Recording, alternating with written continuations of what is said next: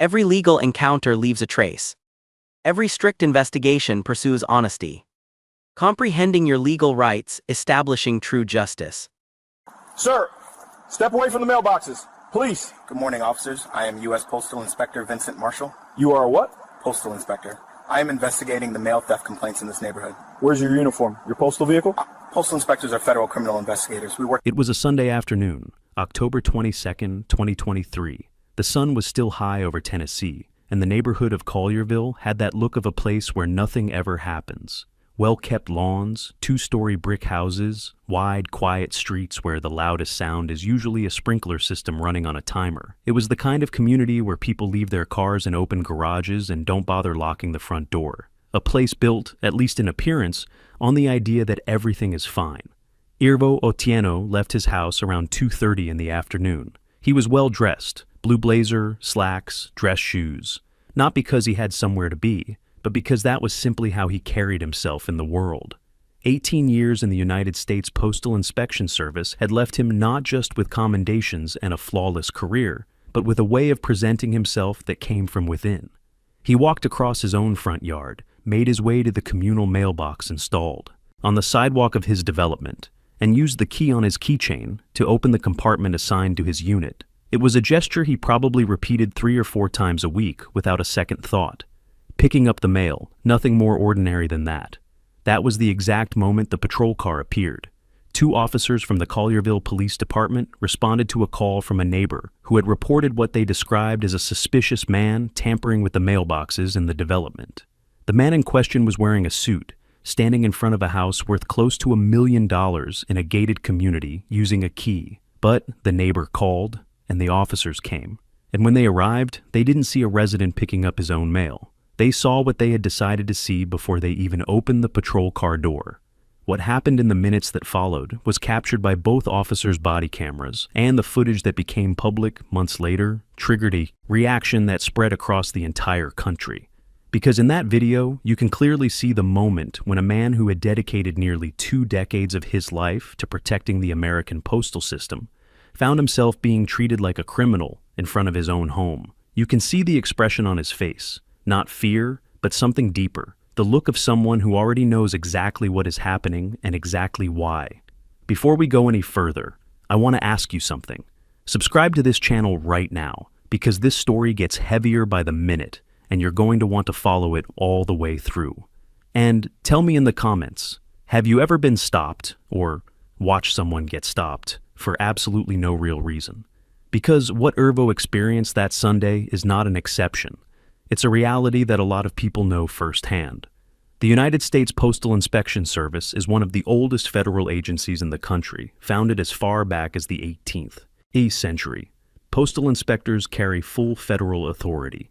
They can make arrests, execute warrants, carry firearms, and investigate crimes that cross state lines. Irvo Otieno was not a mail carrier delivering packages. He was a career federal agent with credentials that placed him at a level of authority equivalent to an FBI agent. He had investigated fraud cases worth tens of millions of dollars. He had worked cases involving organized crime, narcotics trafficking through the postal system, and money laundering. 18 years building a record that very few people ever achieve.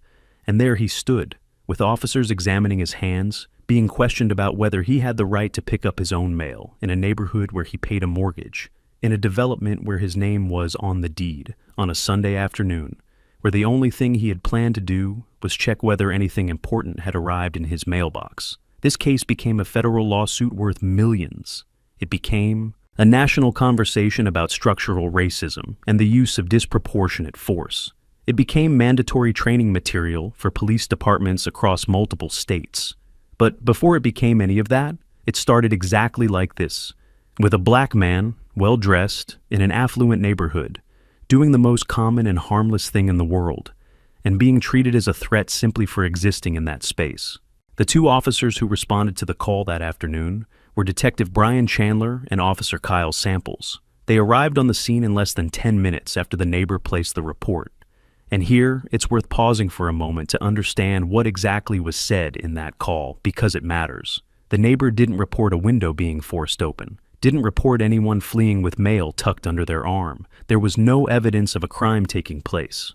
What the neighbors said, in essence, was that there was a black man in a predominantly white neighborhood doing something that didn't register to them as belonging in that space. That was enough to trigger a police response. When Chandler and Samples arrived, Irvo was still near the mailbox. He wasn't running. He wasn't acting evasively. He was simply standing there, in a suit, holding his mail, the way any resident would. But the approach didn't begin with a casual question or a professional introduction. It began with both officers positioning themselves to block Irvo's exit, treating him as a suspect in a serious crime before a single word had been exchanged. The body cameras recorded everything from the very first second. What the footage shows is disturbing, not because of any explicit violence, but precisely because there is none. There were no punches thrown, no weapon drawn, nothing the world could label as police brutality in its most obvious terms. What there was instead was something more subtle and, in some ways, more revealing. It was the treatment. It was the tone. It was the automatic assumption of guilt that was visible in every question asked, in every instruction given, in the way the two officers moved around Irvo as though he were a potential threat that needed to be contained before being understood. Irvo Otieno was treated like an intruder in the very neighborhood where he lived because someone, somewhere, looked out a window and decided he didn't look like he belonged there. Irvo identified himself, said he lived there, said he was picking up his own mail, pointed to his own house, visible just a few meters away, gave his address. And still the officers continued the stop. They asked for documents. They demanded that he prove he had a right to be in that location. And it was at that moment that Irvo made a decision that would define the next several months of his life. He didn't escalate. He didn't raise his voice. But he didn't back down either. He walked to his car, retrieved his wallet, and presented his federal credentials from the United States Postal Inspection Service. The officer's reaction to seeing those credentials was captured on camera. And it was not the reaction of someone who had just understood they had made a serious mistake. It was the reaction of people who were thrown off for a second, recalibrated, and tried to find a way out that didn't include admitting anything. Instead of ending the stop immediately, as any minimally reasonable protocol would require, when facing an identified federal agent, both officers continued asking questions, continued treating Irvo as though the credentials were something to be verified rather than accepted, as though a black man in a suit holding federal identification still needed to prove something more. Think about this for a moment. You are a federal postal inspector with 18 years of service. You are standing in front of your own house. You have presented your identification, and you are still being questioned about your right to exist in that space. What do you do with that? How do you process the fact that the very system you dedicated your entire career to serving is the same system being used against you in that moment? Irvo Otieno didn't lose his composure, but what happened after that moment, what the officers did with the information they had right in front of them, is what transformed a baseless stop into a federal lawsuit with consequences neither. Officer could have anticipated that Sunday afternoon. There is a detail in the body cam footage that many people who watched the video cited as the moment everything became clear. It's not the moment of the initial stop. It's not the moment Irvo presents his credentials. It's a moment slightly after that, when one of the officers steps a few feet away and makes a call. He is verifying Irvo's credentials over the radio, requesting confirmation that the federal identification is legitimate, and while he waits for the response, he remains positioned in a way that keeps Irvo where he is, as though the possibility that this entire situation was a mistake had not yet crossed his mind in any real way. The confirmation came back. The credentials were legitimate. The man they had stopped was exactly who he said he was. And still, the stop did not end there. What happened in the minutes that followed revealed something about the mindset operating in that scene. Rather than withdrawing professionally, acknowledging the error, and ending the contact, the officers entered what investigators and civil rights attorneys describe as defensive escalation. When an officer realizes they are wrong, but instead of stepping back, attempts to find some retroactive justification for having initiated the stop in the first place. They began asking questions about other things, about Irvo's vehicle, about where he was headed, about details that had absolutely nothing to do with the original reason they had been dispatched. It was as though they were trying to find, in real time, some reason that would transform the stop into a justifiable act. Irvo recognized that pattern. 18 years investigating crimes that frequently involved abuse of authority and misconduct within institutional systems had given him an ability to identify irregular behavior that few civilians would possess. He knew what was being done. He knew he was being kept there, not because there was any legitimate suspicion, but because the two officers needed time to build a narrative that would make sense for the reports they would have to file later. And he stayed. He answered the questions calmly. Not because he was required to, but because every second of that interaction was being recorded, and he understood the value of that footage. The problem with defensive escalation is that it rarely ends cleanly. The more the officers tried to find a reason for having stopped Irvo, the more visible it became that there was none. The body camera kept recording. The questions kept revealing the absence of any legal basis for that stop. And then came the moment that attorneys would later describe as the most expensive mistake either officer had ever made in their career. One of the officers, with the camera running, with Irvo identified as a federal agent, with zero evidence of any crime, asked Irvo to place his hands on the hood of the car to be searched. A federal postal inspector, in the neighborhood where he lived after presenting credentials, confirming his identity and authority, was subjected to a physical search in front of his own home. Have you ever wondered what goes through someone's mind in a moment like that? Not someone who is afraid. Irvo wasn't afraid, at least not in the conventional sense, but someone who completely understands the scale of what is happening, who knows that this should not be happening, who is living in first person, the most brutal possible contradiction between what the system promises to be and what it demonstrates itself to be in practice. Irvo Otieno spent 18 years being the system, being the authority, being the side that investigates, that arrests, that protects. And in that moment, he was being treated as the opposite side, not because of anything he had done, but because of how he was visually read by two men who decided, in fractions of a second, what he represented. The search found nothing. Of course it did, because there was nothing to find. Irvo was released with no charges, no formal record of any infraction, no official explanation for what had just occurred. The officers returned to their patrol car. Irvo stood on the sidewalk for a moment, and then he went inside. But before he closed the door, he did one thing that would define the next 18 months of everyone's life involved in that case. He picked up his phone and called a lawyer. The law firm Irvo Otieno contacted that evening specialized in civil rights and police misconduct cases. The attorneys listened to his account, asked him to describe every detail in chronological order, and before the call even ended, had already filed the formal request to preserve the body camera footage from both officers. That step is critical and frequently overlooked by people unfamiliar with the process. Body camera recordings have retention periods, and without a formal preservation request, they can be overwritten or discarded within days or weeks. Irvo knew this. His attorneys knew this.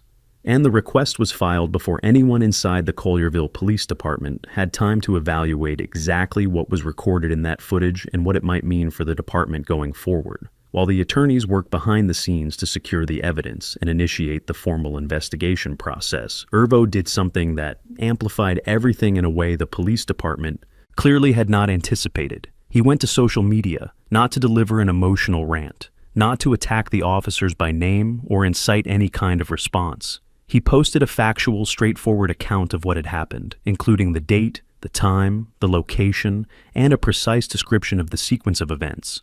He attached screenshots of his federal identification to provide context for who he was. And he ended the post with a simple question: how much longer?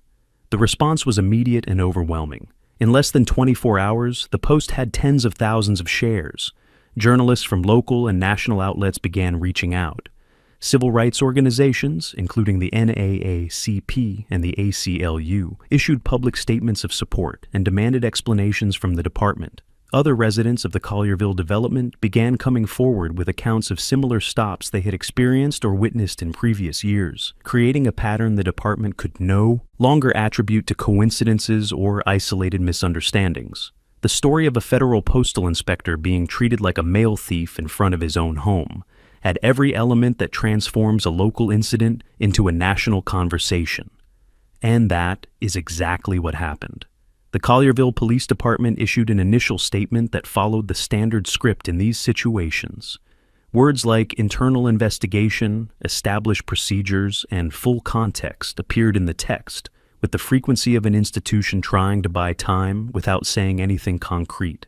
The police chief did not speak publicly in the first few days. The 2 officers involved were placed on administrative duty, which in practice meant they continued receiving full pay while the situation unfolded. The implicit message of that institutional silence was the same as always. Wait for the noise to die down, for media attention to shift elsewhere, for people to forget. But this time the noise did not die down, because the body cam footage was released.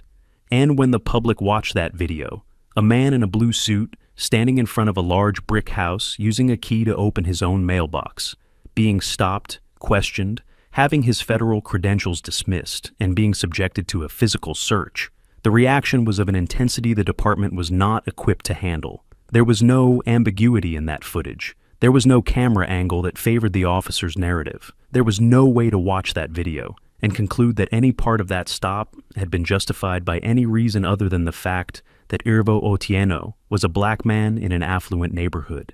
Think about the weight of that for a moment. We live in a time when videos of police stops have become so common that many people have developed a kind of emotional numbness toward them. But this one was different, because this was not a case where there was any gray area, any element open to interpretation, any detail someone could use to construct an alternative argument. It was a federal agent, with credentials, in front of his own home, being treated as a suspect, with everything recorded in high definition.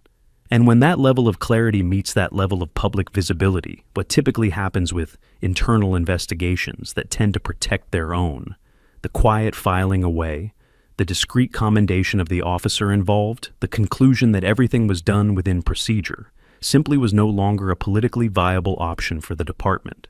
The external pressure had created a situation where any outcome that did not involve real and visible consequences for both officers would be read by the public as confirmation of everything people already suspected about how these departments operate when they are being watched. The Collierville Police Department was cornered between the internal culture that tends to protect its members and the external reality of a video the entire world had seen. And it was at that point of maximum tension that Irvo's attorneys formally filed the civil action in federal court. The initial petition filed by Irvo Otieno's attorneys in federal court was a document of surgical precision. Every allegation was anchored in concrete evidence. Every violation was connected to a specific legal provision. The action cited the Fourth Amendment of the United States Constitution, which protects citizens against searches and seizures without probable cause. It cited the Civil Rights Act of 1871, known as Section 1983, which allows citizens to sue state agents for constitutional violations. And it cited federal precedents that established with clarity what constitutes a lawful stop and what constitutes arbitrary detention.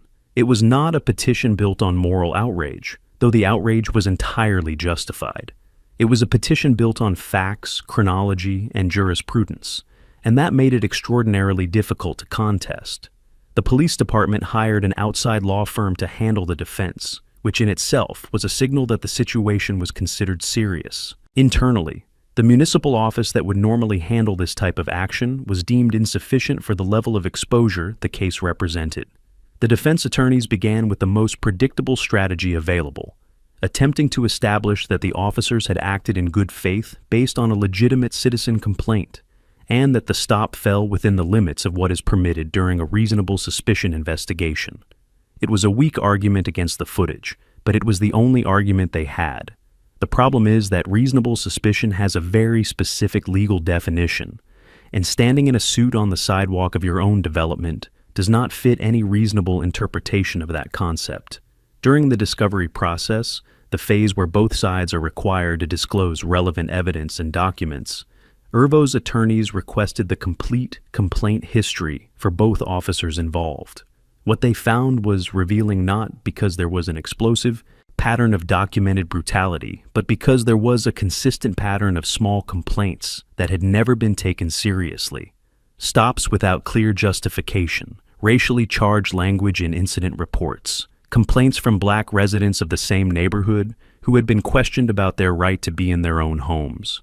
Each complaint individually could be dismissed as subjective or inconclusive. Together, they formed a narrative that the defense attorneys could not unravel. The deposition phase was where the defense began to collapse most visibly. When Chandler and Samples were questioned under oath about the decisions they made that afternoon, their answers revealed an inability to articulate any coherent legal justification for the stop. When asked directly what specifically had generated reasonable suspicion to initiate contact, both officers gave responses that ranged between vague and contradictory.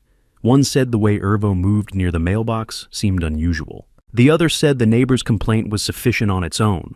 When Irvo's attorney pointed out that an anonymous complaint without specific details of a crime does not constitute probable cause or reasonable suspicion under established federal jurisprudence, neither officer was able to respond satisfactorily. What made the depositions even more devastating for the defense was the moment Irvo's attorneys introduced an element the department had clearly not anticipated. They brought in use of force and police procedure experts, veterans with decades of experience training officers, who analyzed the body cam video frame by frame and produced detailed technical reports identifying every moment the officers deviated from established protocols. It was not Irvo's word against the officer's word. It was specialized technical analysis stating, with precise terminology and reference to specific departmental guidelines, that the stop would not have been justifiable under any scenario that did not involve a prior assumption of guilt.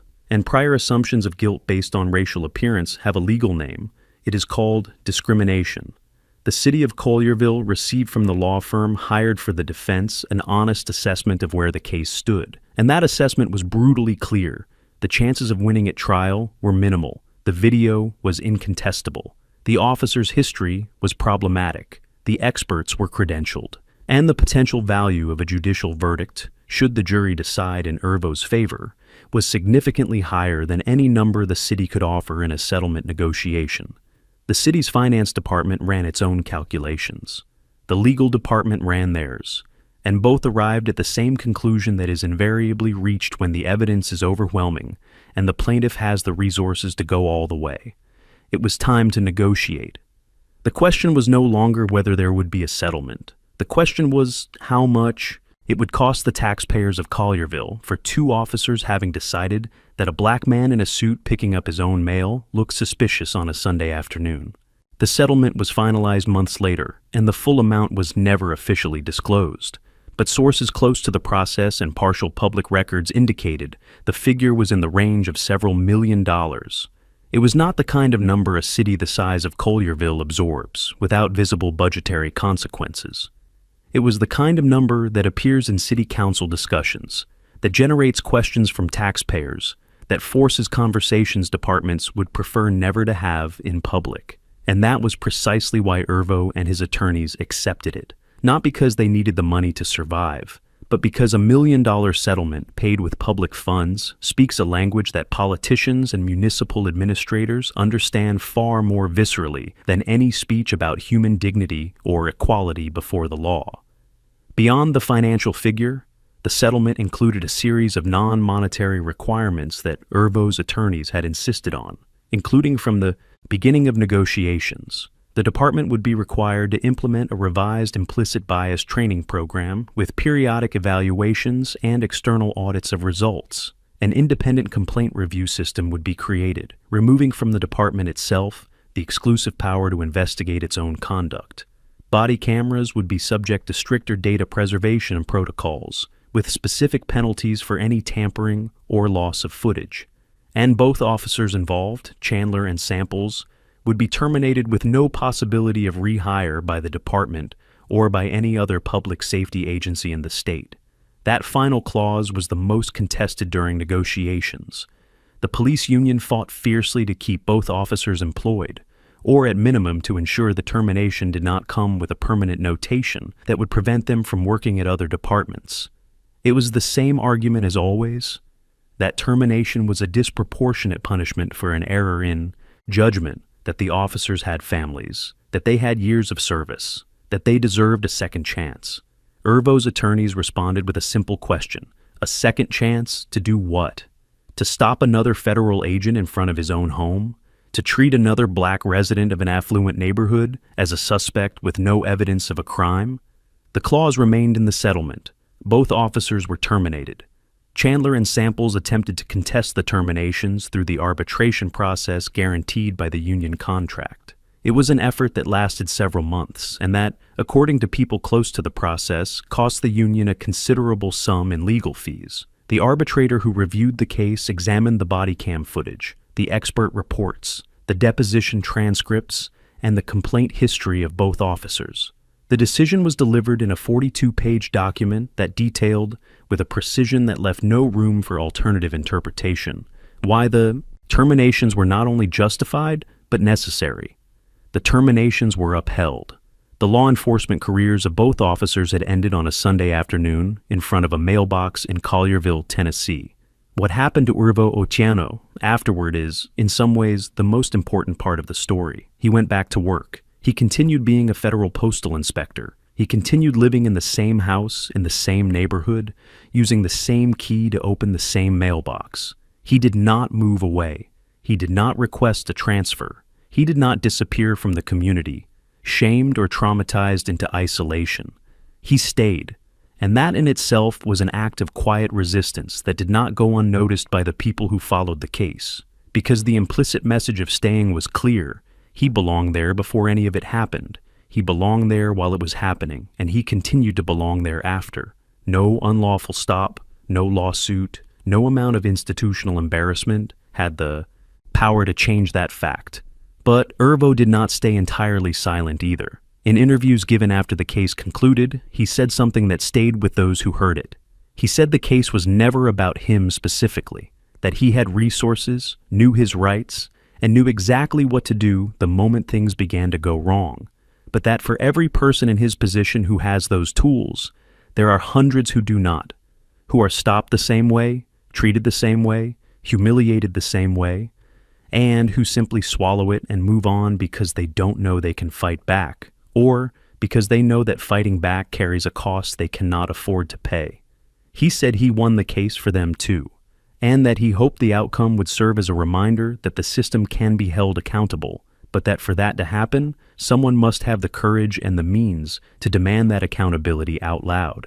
Hey, whoa, take your business elsewhere. Get out of my restaurant right now. Don't sit here eating our food while you harass my staff. Out, pay your bill. The confrontation happened at 10:45 a.m. on a busy Saturday morning in the dining room of Quick Eats restaurant in Minnesota. What started as 3 off-duty ICE. It was 12:34 p.m. on a Friday when cell phone cameras from at least 4 customers captured something that would go viral within hours and transform a small family diner in Phoenix, Arizona into the center of national debate about power, dignity, and where the line between federal authority and abuse begins. A middle-aged white woman in a green apron, order notebook in hand, was pointing directly at 2 ICE agents in tactical vests sitting in a window booth and telling them to leave her restaurant. The agents who had just been eating looked at her with a mixture of surprise and arrogance, apparently unable to process that someone was actually asking them to leave. The entire restaurant had stopped. Servers stopped serving. Cooks came out of the kitchen. Other customers, some filming, all watching, were witnessing something that rarely happened in public. Someone with less institutional power looking directly at armed federal agents and saying no. What had led to this moment started 32 minutes earlier when a young black waitress named Keisha Williams had approached those same agents' table to take their order, and one of them had decided that a federal vest gave him the right to put her through something no employee should have to endure to earn her paycheck. And the manager now expelling those agents, Sandra Kowalski, had spent 17 years building a reputation for a restaurant where every employee was treated with dignity. She wasn't about to let that reputation be destroyed by 2 men who confused a tactical vest with permission to treat people as less than human. Before we dive into this completely extraordinary story, tell me something. Where are you watching from right now? Drop your city or country in the comments below. And if you haven't subscribed to this channel yet, hit that subscribe button now, because stories like this need to be shared, need to be remembered, need to inspire other people to do the same when the time comes. You won't want to miss a single second of what happens next. Kowalski's Diner had existed for 23 years on the same corner of Camelback Road in Phoenix. It was the type of restaurant that cities needed but rarely managed to keep. Affordable prices, genuinely homemade food, service that made you feel welcome regardless of who you were or how much money you had. Sandra Kowalski had inherited the establishment from her father at 35 when he became ill, and had transformed a modest operation into a community institution serving 600 to 800 people per day for breakfast and lunch. She had built a team that was more like family.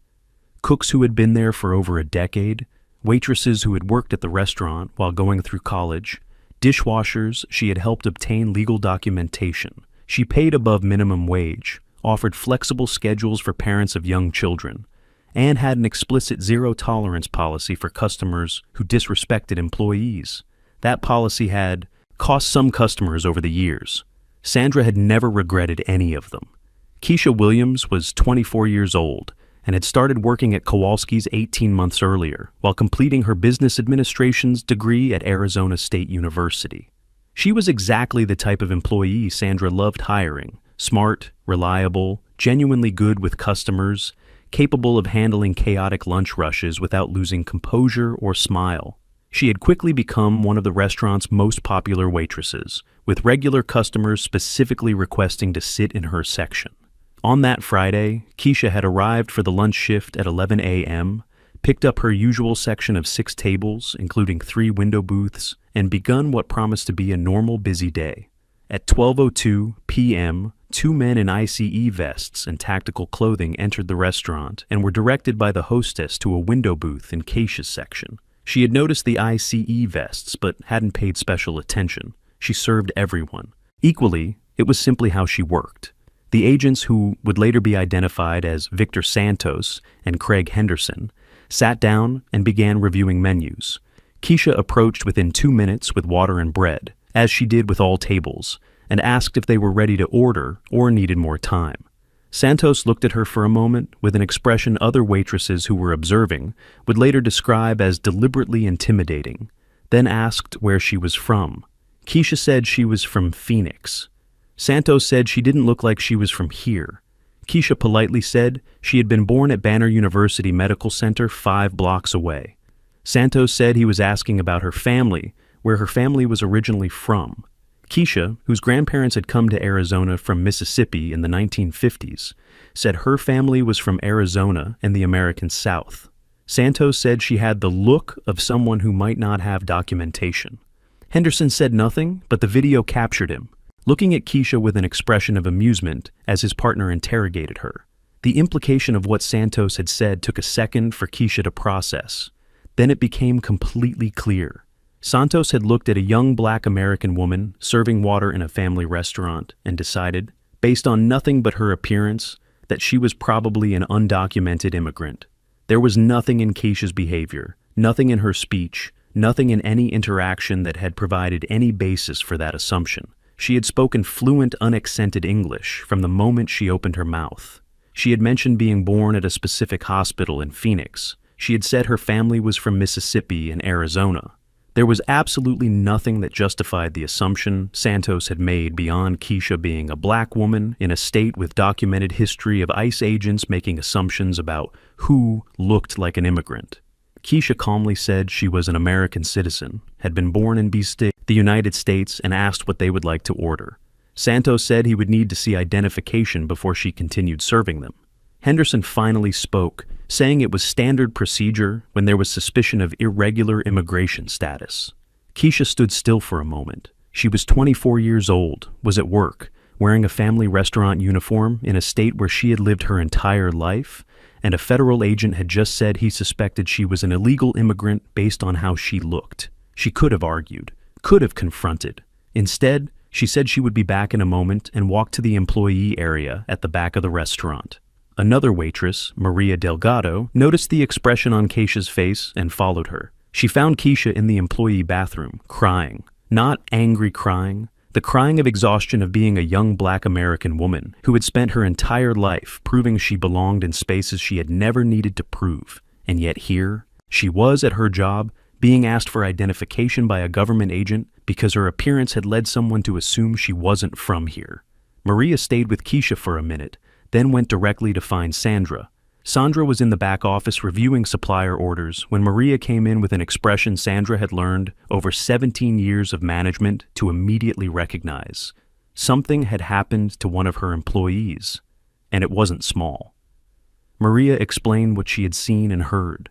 Sandra was quiet for exactly 3 seconds, then put the clipboard on the desk, took her apron off the hook on the wall, put it on, grabbed her order notebook because she had been a manager long enough to know that documented details mattered, and walked to the front of the restaurant with the stride of someone who had made a decision and there was nothing left to decide.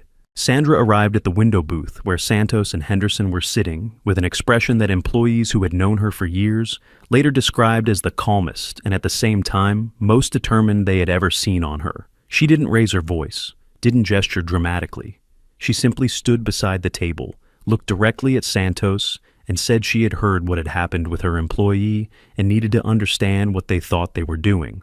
Santos said they were just asking routine questions. Sandra asked what specific routine authorized federal agents to demand identification from an American waitress in a private restaurant without any specific cause beyond how she looked. Santos said they had authority to verify immigration status of anyone who raised suspicion. Sandra said Keisha had raised suspicion simply by being black and serving tables in Arizona, and wanted to know if Santos was comfortable saying that out loud in a restaurant full of customers who were clearly hearing every word. Santos was quiet for a moment. Henderson looked out the window. Their silence was all the answer that needed to be said. Sandra hadn't arrived at those agents' booth without having made a quick and precise calculation about exactly what she could and couldn't do. She had managed a restaurant for 17 years, in a state with an intensely politicized immigration environment, had navigated health inspections, labor audits, and difficult customers of every kind. She knew the difference between legitimate federal authority and overreach. IUCE agents had authority to conduct immigration operations, but that authority had clearly defined limits by law and judicial precedent.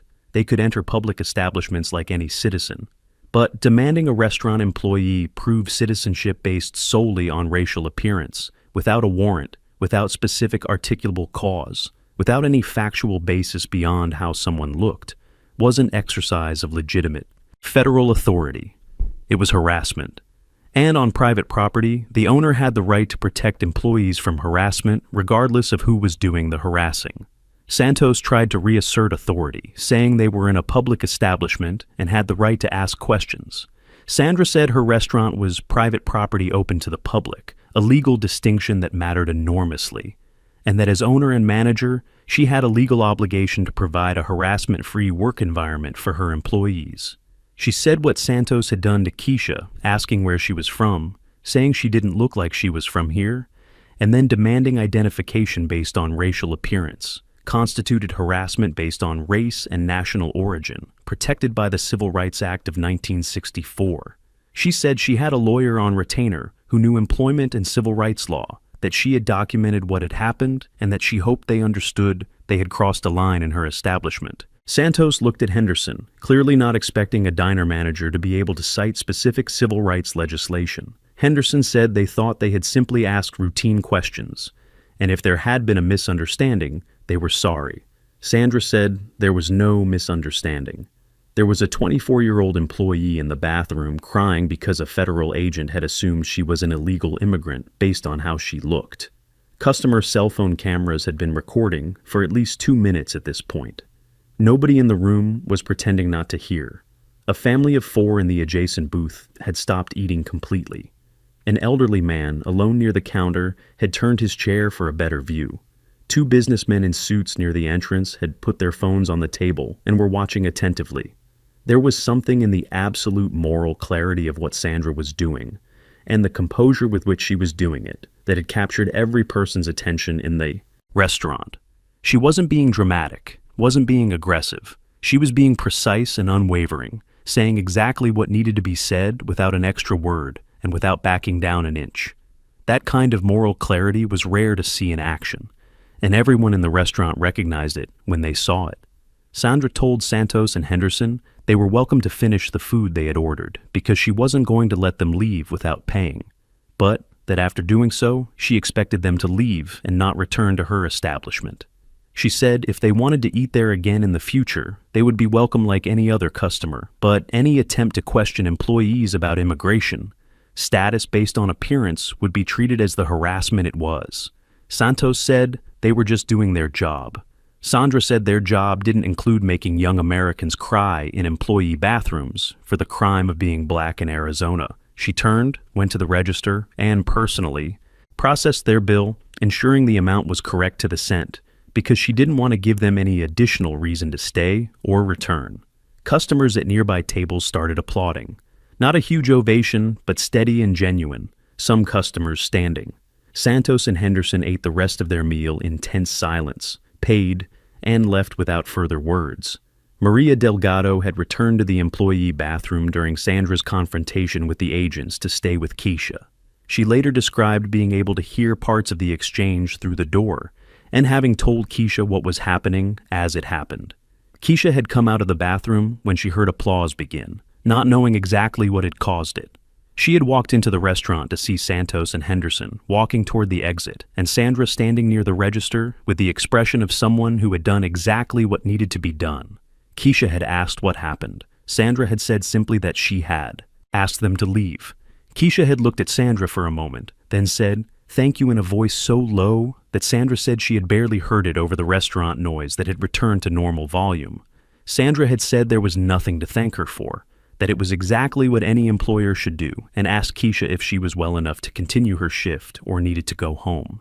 Keisha had stayed. She had said she wanted to stay, that going home would have felt like letting something win that didn't deserve to win. She had washed her face, straightened her uniform, and returned to her section with the same professionalism she had demonstrated all morning. Customers who had watched the entire exchange treated her with additional solicitude for the rest of the shift, several leaving tips significantly larger than normal, some stopping to say words of support when leaving.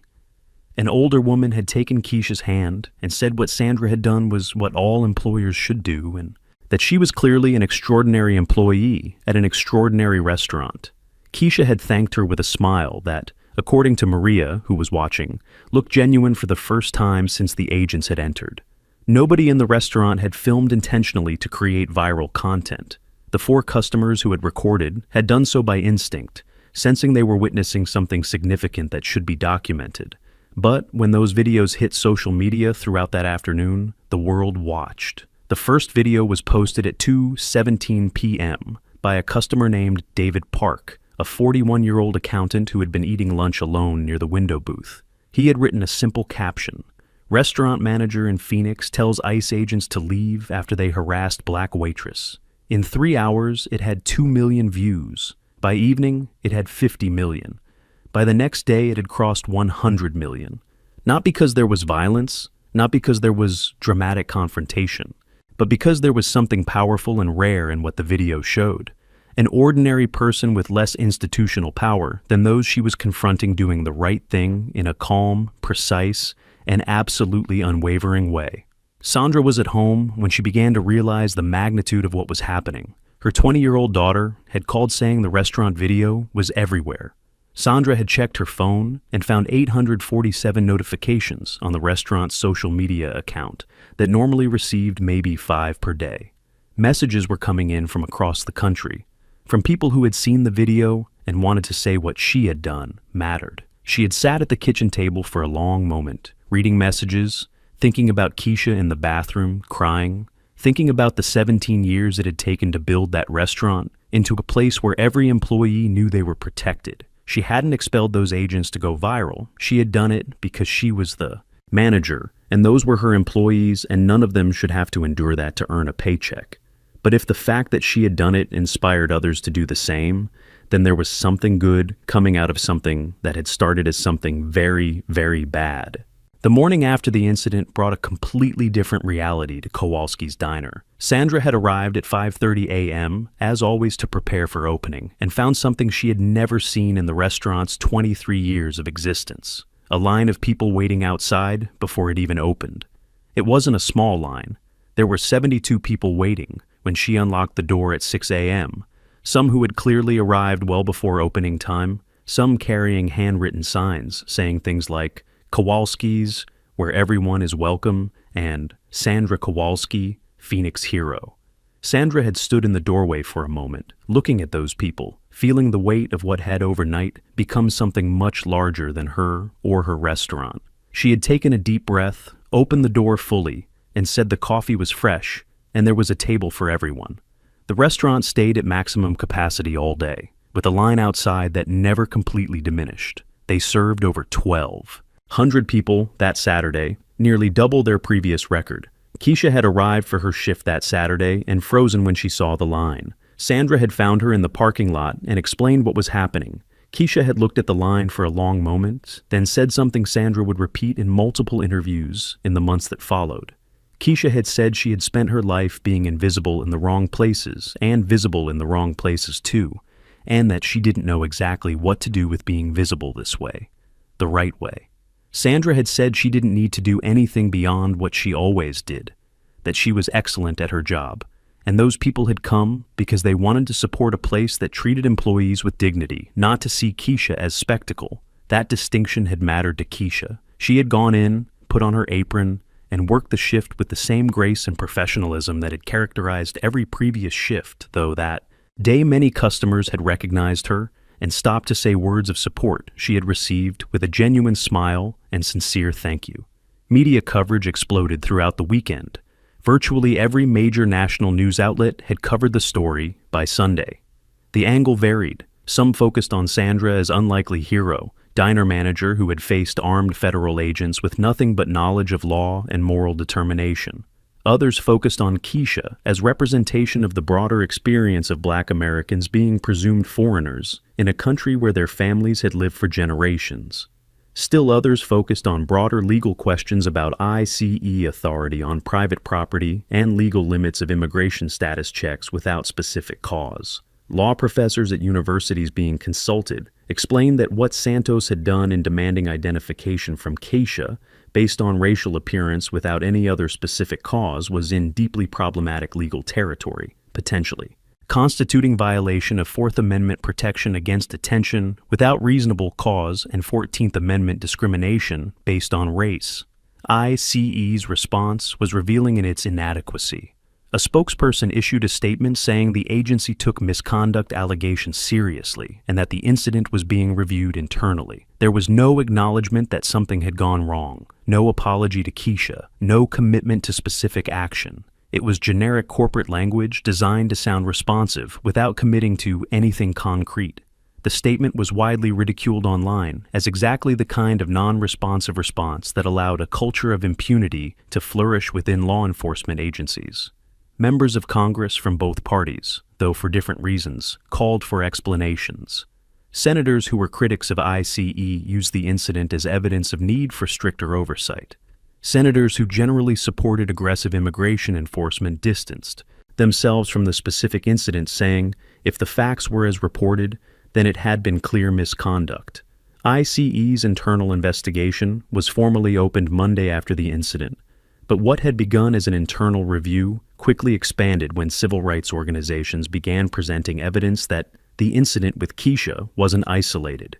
The American Civil Liberties Union had tracked 34 similar incidents in the past 2 years in Arizona and neighboring states where employees of restaurants, stores, and other commercial establishments had been questioned about immigration status based on racial appearance. In 31 of the 34 cases, employees questioned were people of color, predominantly Black and Latino. In 28 cases, employees were native-born American citizens. In no case had there been any specific cause beyond appearance for questioning. The data painted a picture of a systematic pattern of racial profiling being used by ICE agents in Arizona well beyond the Keisha incident. A pattern that had been happening without accountability because previous victims hadn't had a Sandra Kowalski to publicly defend them. Lawyers specializing in employment rights and immigration proactively contacted Sandra offering pro bono representation for any legal action she or Keisha wanted to take. Civil rights organizations offered resources and support. The ACLU requested a meeting with Sandra and Keisha to discuss the broader case. Sandra, who had consulted her retainer lawyer immediately after the incident, had meticulously documented everything, precise timeline of events, written statements from Maria Delgado and 3 other employees who had witnessed the interaction. names of customers who had watched and potentially filmed, and crucially, had preserved footage from the restaurant's internal security cameras that had captured everything from a different angle than the cell phone videos that had gone viral. Those security cameras showed what cell phone videos didn't clearly show. The expression on Santos' face when he had first looked at Keisha, the exact moment when he had decided to question her, and the complete absence of any behavior on Keisha's part that could have justified legitimate suspicion. Keisha had made a difficult decision about how to respond to public attention. She had received dozens of interview requests from outlets across the country. Her first instinct had been to refuse everything, preserve privacy, not become the face of something that had made her feel victimized rather than empowered. But after talking with family, with Sandra, and with a civil rights attorney she had contacted, she had arrived at a different perspective. She had said in her first interview with a reporter from the Arizona Republic that she had initially wanted to disappear from all the attention because the incident had been humiliating and re-traumatizing in ways that people who had never experienced it would have difficulty understanding. But she had realized staying silent would allow the narrative of the incident to be told by others rather than by her. There were 34 other similar cases, and those victims had no platform. If she spoke not just for herself. The Arizona Republic interview was published Thursday, 6 days after the incident. Keisha had spoken with clarity and precision about what she had felt when Santos had asked where she was from, what had gone through her mind when he had said she had the look of someone without documentation, the familiar exhaustion of having to prove she belonged in spaces in her own country. She had spoken about growing up in Phoenix as daughter and granddaughter of Arizonans, about studying at ASU, about plans to open her own business after graduation, about how no amount of education or achievement seemed to guarantee complete protection against assumptions people made based on appearance. She had spoken about Sandra not as hero but as employer who had done what all employers should do, and rarely did: defend an employee when the employee couldn't defend herself without potentially higher personal cost. The interview had been read over 2 million times online in the first 24 hours. Sandra had given her own interview the same day to USA Today. She had said something reporters had reproduced in countless subsequent articles about the case. When asked what she had been thinking when she had walked toward those agents' booth, Sandra had said she hadn't been thinking about consequences, hadn't been thinking about going viral, hadn't been thinking about anything except that one of her employees was crying in the bathroom and she was the person responsible for that establishment. And there was one simple thing that needed to be done. She had said managers who needed to think very hard about whether to defend employees when employees were being harassed probably shouldn't be managers. That statement, simple and direct like Sandra herself, had become one of the most shared of the entire case coverage. The ICE internal investigation expanded rapidly when investigators began reviewing Santos and Henderson's complete histories. What they found was disturbing in its consistency. Santos had accumulated 7 formal complaints in his 8 years as an agent, 5 of them involving allegations that he had approached people of color in private commercial establishments without specific cause beyond appearance. In each previous case, internal investigations had concluded Santos had exercised reasonable judgment based on experiential indicators, a phrase external investigators now interpreted as administrative cover for systematic racial profiling. Henderson had a less extensive but equally concerning history. 4 complaints in 6 years, 3 involving approaches to employees of color on private property. In both cases, the pattern was unmistakable. They consistently targeted non-white people in spaces where white people doing identical activities were left completely alone. The question the investigation faced wasn't whether racial profiling had occurred. It was why it had occurred dozens of times without resulting in serious consequence for either agent. The answer to that question emerged through supervisor depositions. Santos and Henderson's immediate supervisor, Special Agent in Charge Richard Porter, had been aware of multiple complaints against both agents but had systematically minimized each one. His management philosophy, which became clear through internal emails discovered during investigation, was that aggressive agents produced more detentions, and more detentions was how success was measured and rewarded within his division. Porter had implemented an informal metric system where agents with higher numbers of investigative contacts received more favorable performance evaluations, without distinction about whether those contacts had been based on legitimate suspicion or racial profiling. Santos had consistently had some of the highest numbers in the division. Those numbers had been treated as evidence of diligence rather than as warning signs of problematic behavior. Porter had created an environment where agents knew aggressive results were rewarded, and that complaints from people who were targets of that aggressiveness would be treated as bureaucratic noise rather than legitimate feedback. Santos's depositions during investigation were revealing in ways his lawyers clearly hadn't anticipated. When asked directly what had specifically led him to suspect Keisha, Santos initially tried the familiar argument that he had experience recognizing people who were nervous or avoiding eye contact.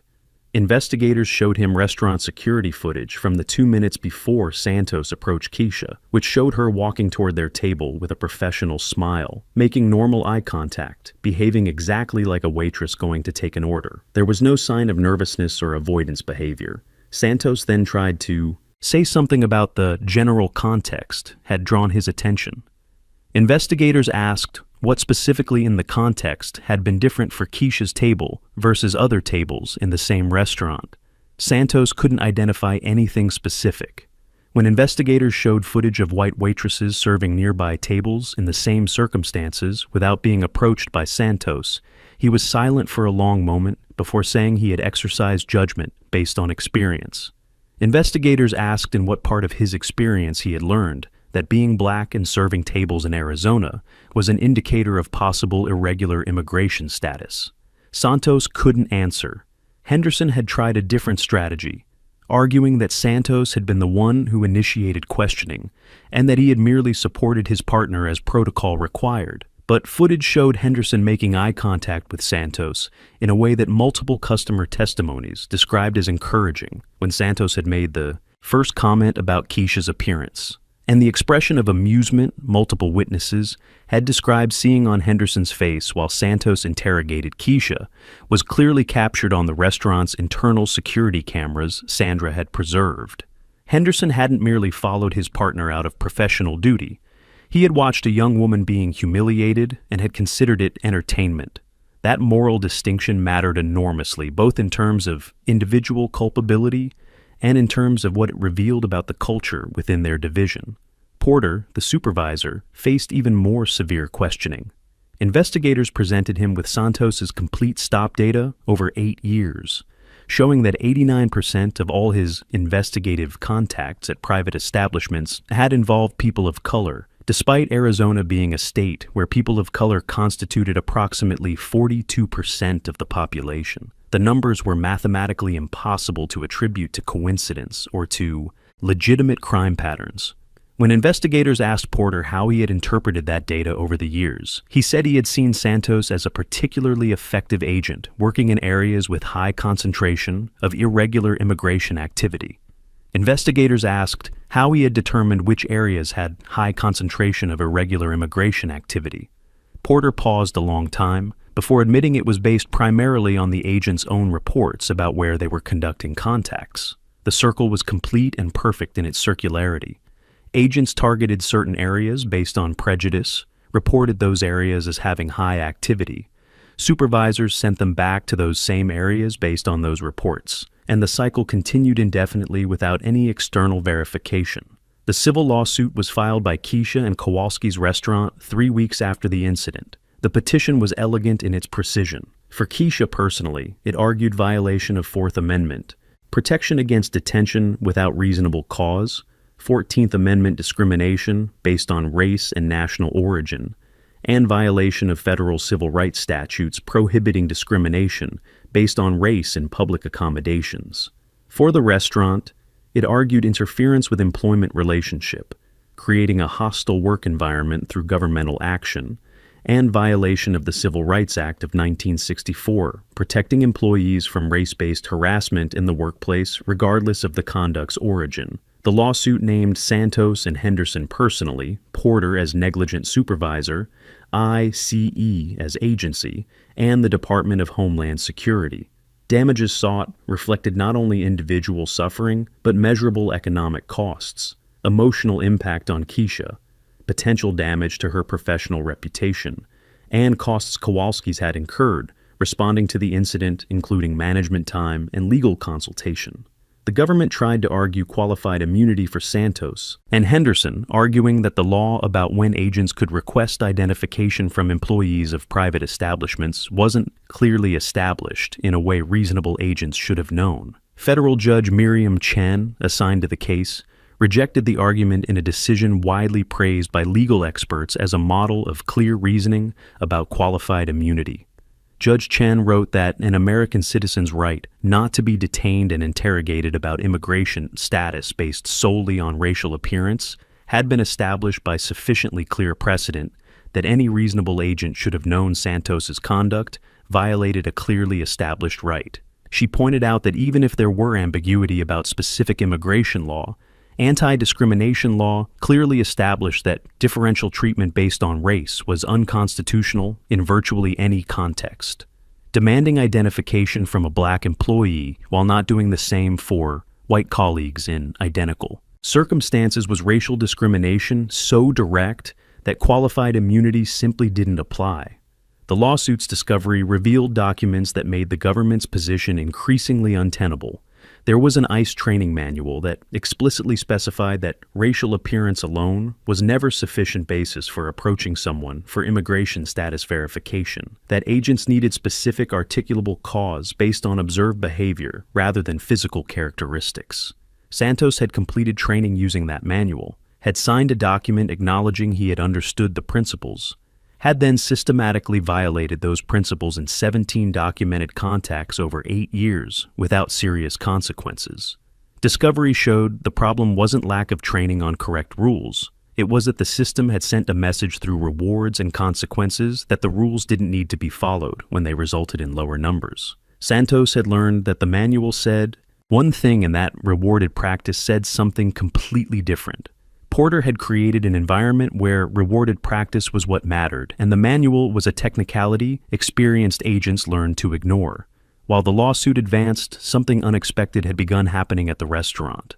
Kowalski's had become a destination, not a tourist destination in the conventional sense, but a place people traveled specifically to visit because what had happened there had resonated with experiences they had had or witnessed.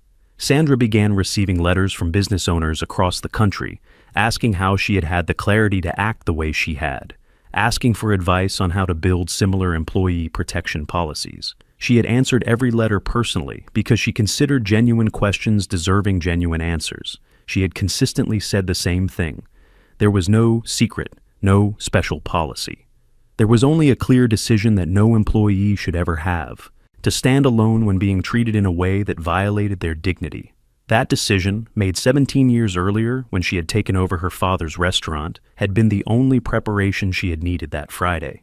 7 months after the incident, settlement negotiations entered their final phase, with the government making an offer that reflected both the overwhelming strength of evidence and the political and public pressure the case had generated. The direct compensation offer was $1.4 million specifically for Keisha, a number her lawyers described as recognition of constitutional rights violation, documented emotional suffering, and potential long-term impact on the career trajectory of a young woman who had been presumed an illegal immigrant at her own job.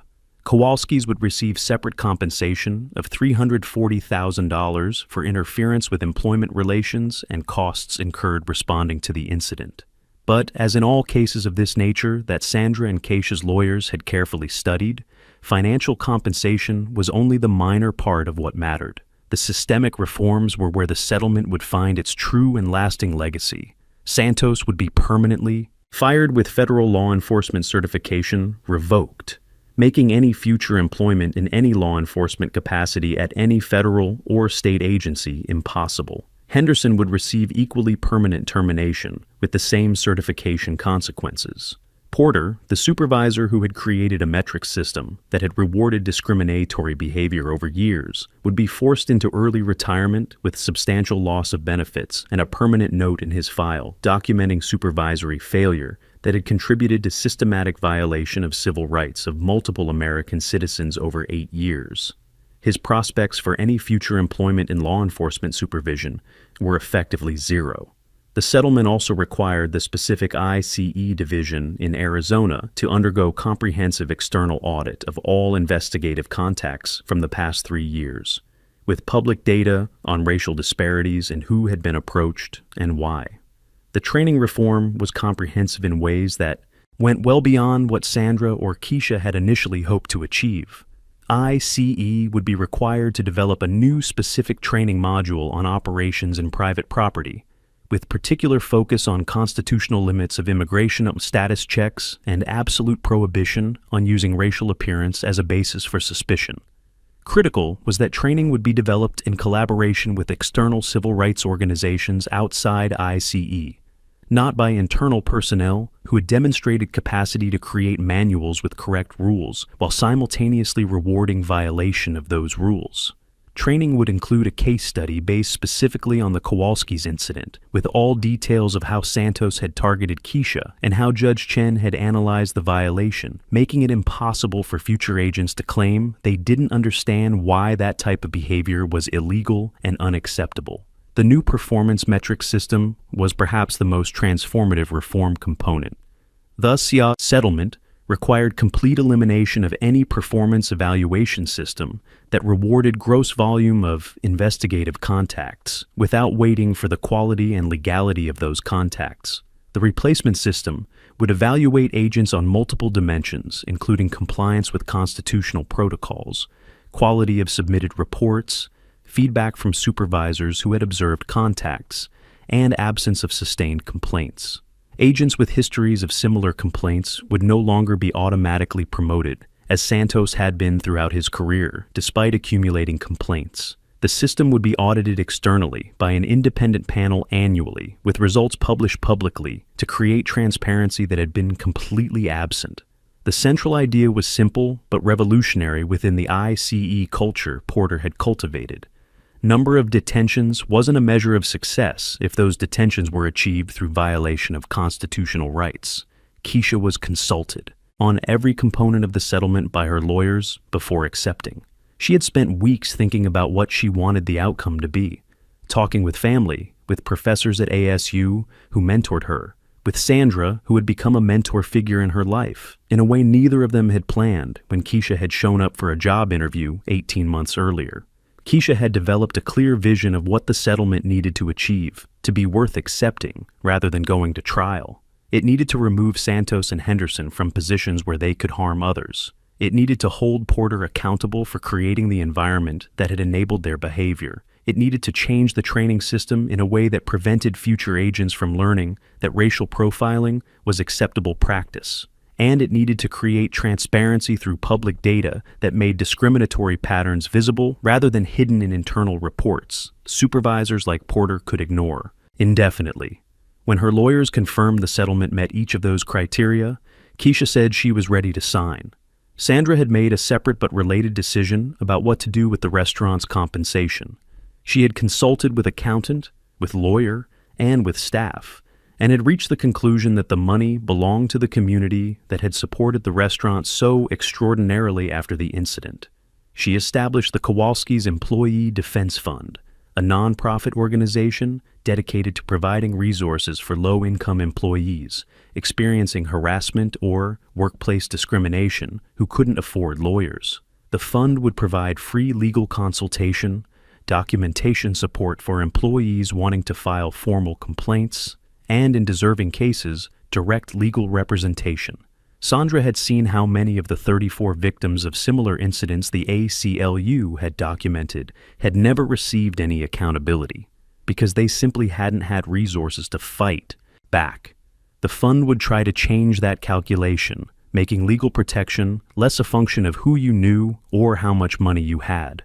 The press conference announcing the settlement happened at Kowalski's Diner, a deliberate decision by Sandra, who had said she wanted the place where it occurred to be the place where accountability was announced. She had closed the restaurant to customers that morning, but had invited full staff to be present, every waitress, every cook, every dishwasher who had been there that Friday, or heard about what had happened. They were present when Keisha and Sandra positioned themselves before cameras with lawyers and representatives from civil rights organizations that had supported the case. Keisha spoke first, She said that when she had gone into the employee bathroom that Friday, she had felt as if the world had confirmed something she had been taught to fear, but never accept. That regardless of what she achieved, regardless of where she was born or grew, there were people with authority who would always see her first as a threat to be verified, rather than a person to be respected. She said she had spent hours in that bathroom thinking about what she had done wrong to deserve that. And the answer had been nothing. Absolutely nothing. Keisha then said something that had silenced the room completely. She said that when she had come out of the bathroom and seen Sandra walking toward that booth with that expression of absolute determination, she had felt something she hadn't felt very often in that specific context. She had felt that someone in a position of power had chosen to use that power to protect her rather than ignore what was happening because it was more convenient.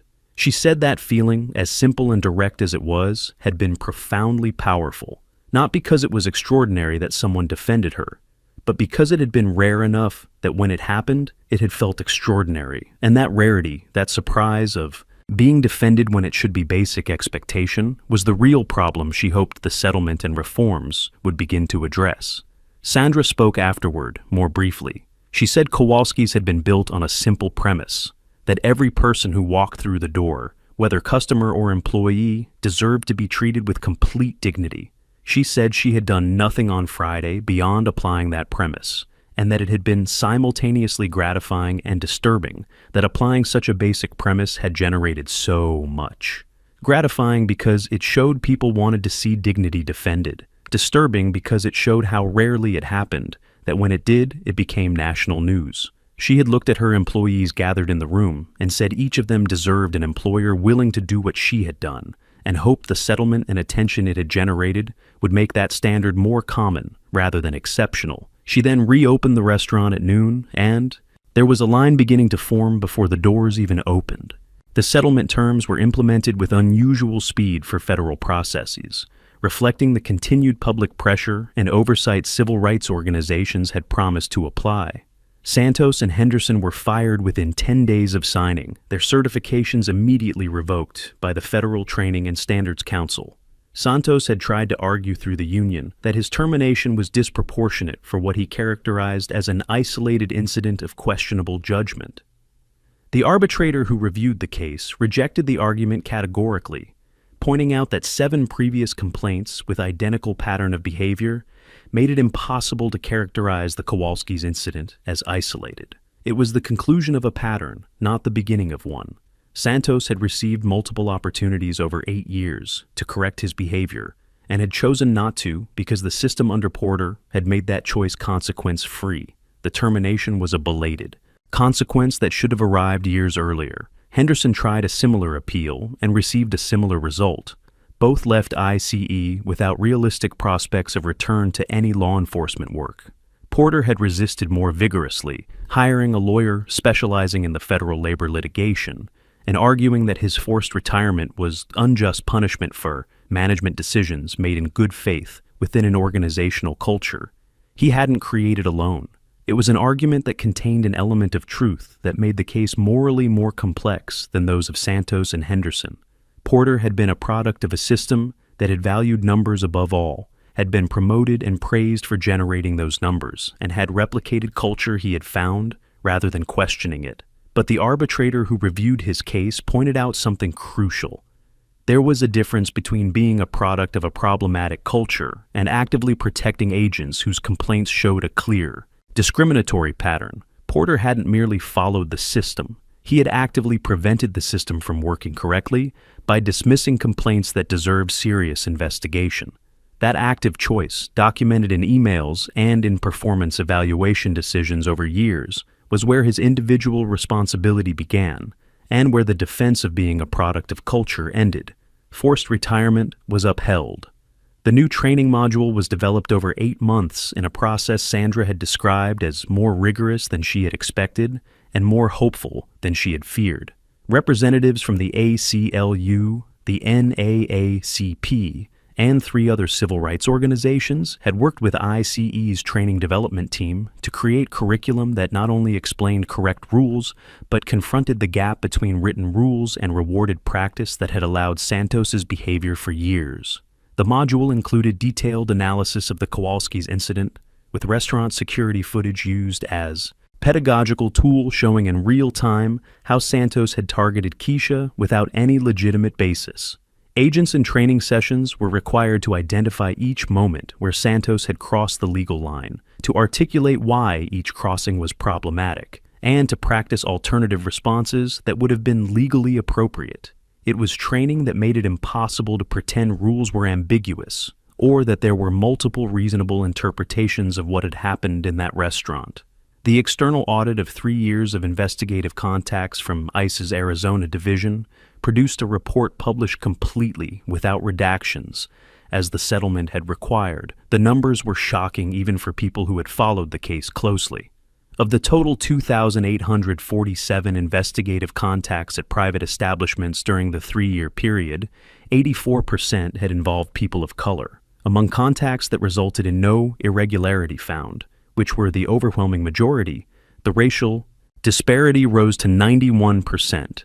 Division agents had approached non-white people at private establishments without finding any immigration law violation at a rate that was statistically impossible to explain by any factor other than systematic racial profiling. The report named which agents had the most extreme disparities, which supervisors had supervised those agents, and which geographic locations had been most frequent targets. It was a level of transparency that had never existed before in ECE's Arizona operations, and revealed that the problem was far broader than Santos and Henderson alone. The Kowalski's Employee Defense Fund began operations 2 months after the settlement. In its first 12 months, it received 847 assistance requests from employees in Arizona and neighboring states who had experienced harassment or workplace discrimination. Sandra had anticipated perhaps 100 requests in the first year. The actual volume had been 8 times that estimate, revealing how deep the need was for legal defense resources for workers who couldn't afford lawyers. The fund had managed to provide complete legal assistance for 203 of those cases in the first year, resulting in 67 settlements or favorable decisions that had compensated workers, and in many cases, forced policy changes at specific employers. Sandra had hired an executive director to manage the fund, a young labor rights lawyer named Rebecca Torres who had seen the Kowalski story and contacted Sandra offering to help build something lasting. The fund had become a 5-person staff organization with an operating budget that public and private funding had built well beyond the restaurant's initial compensation. Keisha had graduated from ASU 8 months after the incident as planned, with a business administration degree and academic honors she had worked hard to achieve while balancing work, study, and the additional weight of having become an involuntary public figure during her final year of college. She had continued working at Kowalski's part-time during her final months of school, a deliberate choice to remain in a place that had chosen to defend her dignity rather than distance herself from a space that had been the scene of humiliation. That choice had said something about character that Sandra had deeply admired. After graduation, Keisha had received multiple job offers, including 2 from civil rights organizations that had followed her case and recognized in her someone with a rare combination of personal experience, analytical intelligence, and communicative capacity that made exceptional civil rights advocates. She had accepted a policy advocacy position with the ACLU of Arizona, working specifically on worker rights issues and limits of law enforcement authority on private property. Sandra had been asked in interviews throughout the following months whether she had any regrets about anything she had done that Friday. Her answer had been consistent and immediate. There was nothing to regret about the action she had taken, but there was deep sorrow about the fact that the action had been necessary. In a world where employers routinely defended employees from harassment regardless of its origin, nobody would have needed to know who Sandra Kowalski was or what Kowalski's diner represented. Keisha would have taken the order of 2 men who ate pancakes and left, and nobody beyond her shift colleagues would have known their names. The fact that doing the obvious and decent thing had generated national coverage and a federal lawsuit was evidence not of something extraordinary about Sandra, but of how rarely the obvious and decent thing was done when it involved defending workers of color against institutional authority. That rarity was the real problem, and it was a problem that no settlement or training program alone could completely solve. Kowalski's Diner continued operating on the same Camelback Road corner, serving breakfast and lunch as it had for 23 years. The line outside was no longer constant as it had been in the months immediately after the incident, but the restaurant remained consistently busier than before, with a customer base that had grown significantly and included many people who had come the first time, specifically because of the story, but had stayed because the food was good and service was genuinely warm. Sandra had hired 2 additional employees to accommodate the increased volume.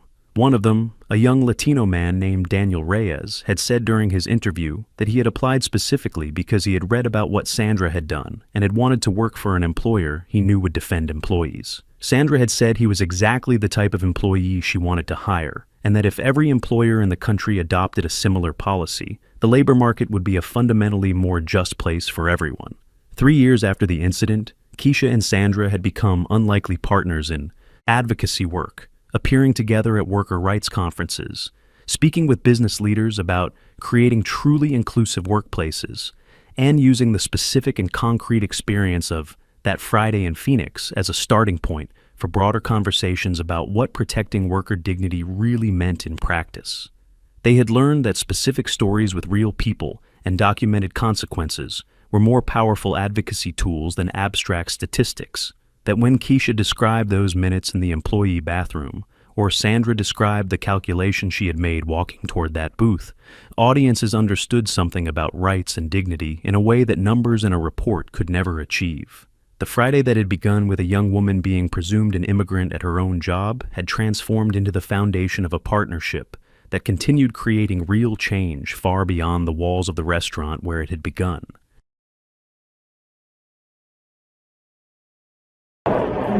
Ma'am, I need to see identification right now. I already told you I have a hearing in 20 minutes. That's not what I asked. ID. Now. On what legal basis are you detaining me? I'm asking for identification. Then you can speak to court security. I'm going to my chamber. Hey, stop right there. It was 8:41 a.m. on a Wednesday morning when security cameras at the federal courthouse of the Southern District of Chicago captured something that would paralyze the American judicial system and cost the federal government millions of dollars.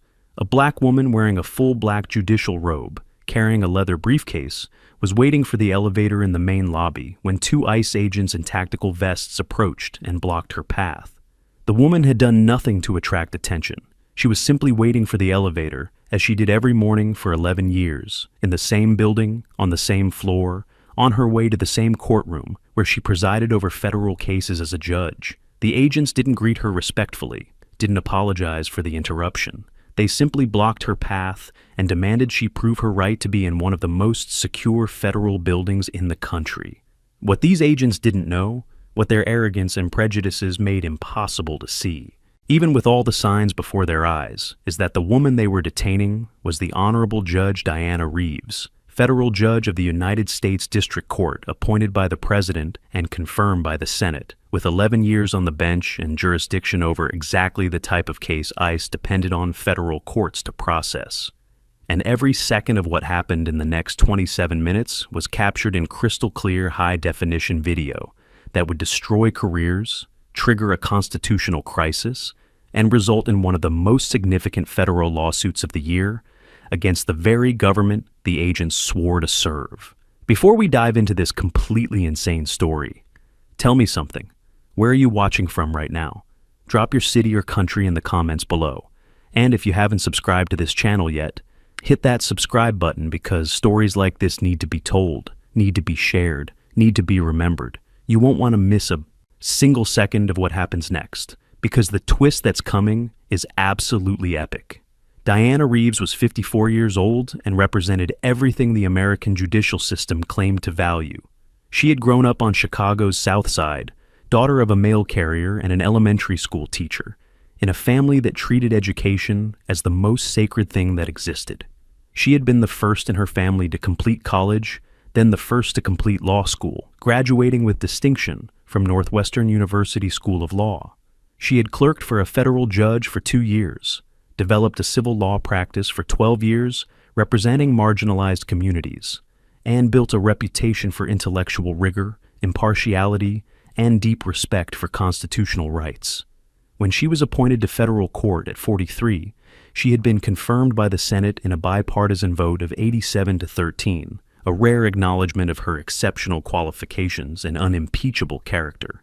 In 11 years, on the bench, she had presided over hundreds of complex cases involving constitutional law, immigration, civil rights, and federal crimes. She had written opinions cited by appellate courts across the country. She was, by any objective measure, exactly the type of judge the American judicial system needed. Diana had arrived at the courthouse that March morning at 8:37 a.m., 4 minutes before what security cameras would capture as the start of the incident. She had parked in her designated spot in the basement, passed through the security checkpoint with her credentials, as she did every day, and entered the main lobby wearing her full judicial robe that she put on at home to save time in the morning. She carried a leather briefcase containing documents for 3 hearings she had scheduled for that day. Her judicial assistant, Thomas Chen, had arrived before her and was already in her chambers preparing materials. It was completely normal routine for a Wednesday morning at the courthouse. Diana had been checking emails on her phone while waiting for the elevator, mentally reviewing the day's schedule, thinking about complex legal issues that would need her attention. She hadn't noticed the 2 ICE agents in the lobby until they positioned themselves directly in front of her, blocking access to the elevator. The agents, who would later be identified as Ryan Cooper and Daniel Flores, were supposedly in the building to escort a detainee to an immigration hearing scheduled for that morning. It was a procedure that happened regularly at the courthouse. ICE agents brought detainees to federal hearings, and there were established protocols for how this worked, including entry through designated entrances, coordination with courthouse security, and staying in specific areas of the building. Cooper and Flores had deviated from standard protocol in ways that would become clear during later investigation. They were in the wrong corridor, wrong floor, and apparently without adequate supervision or knowledge of where they should be. When they saw Diana waiting for the elevator, wearing a black robe, carrying a briefcase, something in them decided she needed to be interrogated. The lobby security cameras captured everything from an angle that clearly showed not just the confrontation itself, but also the broader context, other courthouse employees passing freely, courthouse security visible in the background, and signage clearly identifying the building as the United States Federal Courthouse. Diana was as obviously in the right place as anyone could be. Cooper moved first, positioning himself directly in front of Diana as she waited for the elevator. He said he needed to see her identification. Diana, whose legal training had prepared her to assess situations quickly, looked at Cooper, then Flores, then at the tactical vests with ICE emblazoned on them. She calmly said she was going to her courtroom and asked what the purpose of this questioning was. Cooper said they needed to verify identities of everyone in the building. Diana pointed out she had passed through the security checkpoint with credentials as she did every day for 11 years. Cooper said they had independent authority as federal agents to conduct identity checks. Diana, who knew federal law better than any lawyer in the building, politely but firmly said, ICE agents had no authority to detain judicial employees in a federal courthouse without specific cause. Flores then said something the cameras captured perfectly, and that would be replayed in countless news segments. He said she was in the wrong corridor and that where she was going required special credentials. Diana looked at the elevator clearly marked for floors 3 to 8, where her courtroom was on the 5th floor, then looked back at Flores with an expression mixing disbelief with absolute authority. She said she knew exactly where she was going because she had been going to the same place for 11 years. Other courthouse employees were watching the interaction with growing discomfort. A paralegal named Maria Santos, who had known Diana for 6 years and saw her every morning, was immediately alarmed seeing 2 ICE agents blocking the judge's path. She instinctively grabbed her phone and started recording, capturing an additional angle of the interaction. The courthouse security officer at the main reception, James Walker, noticed the situation and started walking toward the group, though it was impossible to tell from footage whether he had immediately identified who Diana was. The situation was growing more tense with every passing second, and there was something deeply disturbing about watching it. A federal judge in full judicial robe being blocked and interrogated in the very courthouse where she exercised authority over federal cases.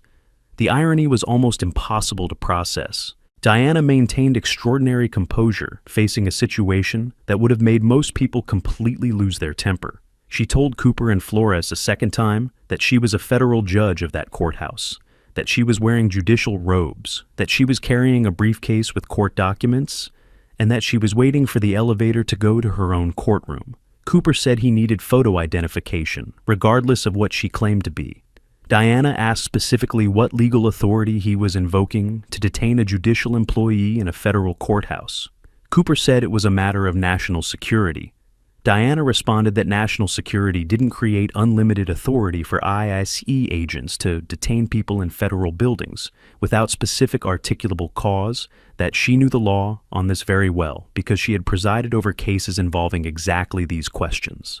Flores then made the error that would define the entire situation that followed. He told Diana that if she really were a judge, she would have no problem showing identification, and that resisting was making her suspicious. It was the classic logical trap Diana had seen used countless times in cases before her, framing exercise of constitutional rights as evidence of guilt. Diana looked directly at Flores and said something the cameras captured with perfect clarity that would be quoted in every news article about the case. She said she had presided over more than 200 federal immigration cases, that she had signed orders affecting ICE operations, and that the irony of ICE agents trying to intimidate her in her own courthouse wasn't lost on her. She said they could continue down this path if they wanted, but they should understand every second was being recorded on high-definition camera, and that she would personally ensure full oversight would be applied to what was happening. Cooper, for the first time showing a sign of uncertainty, asked if she had a courthouse credential she could show.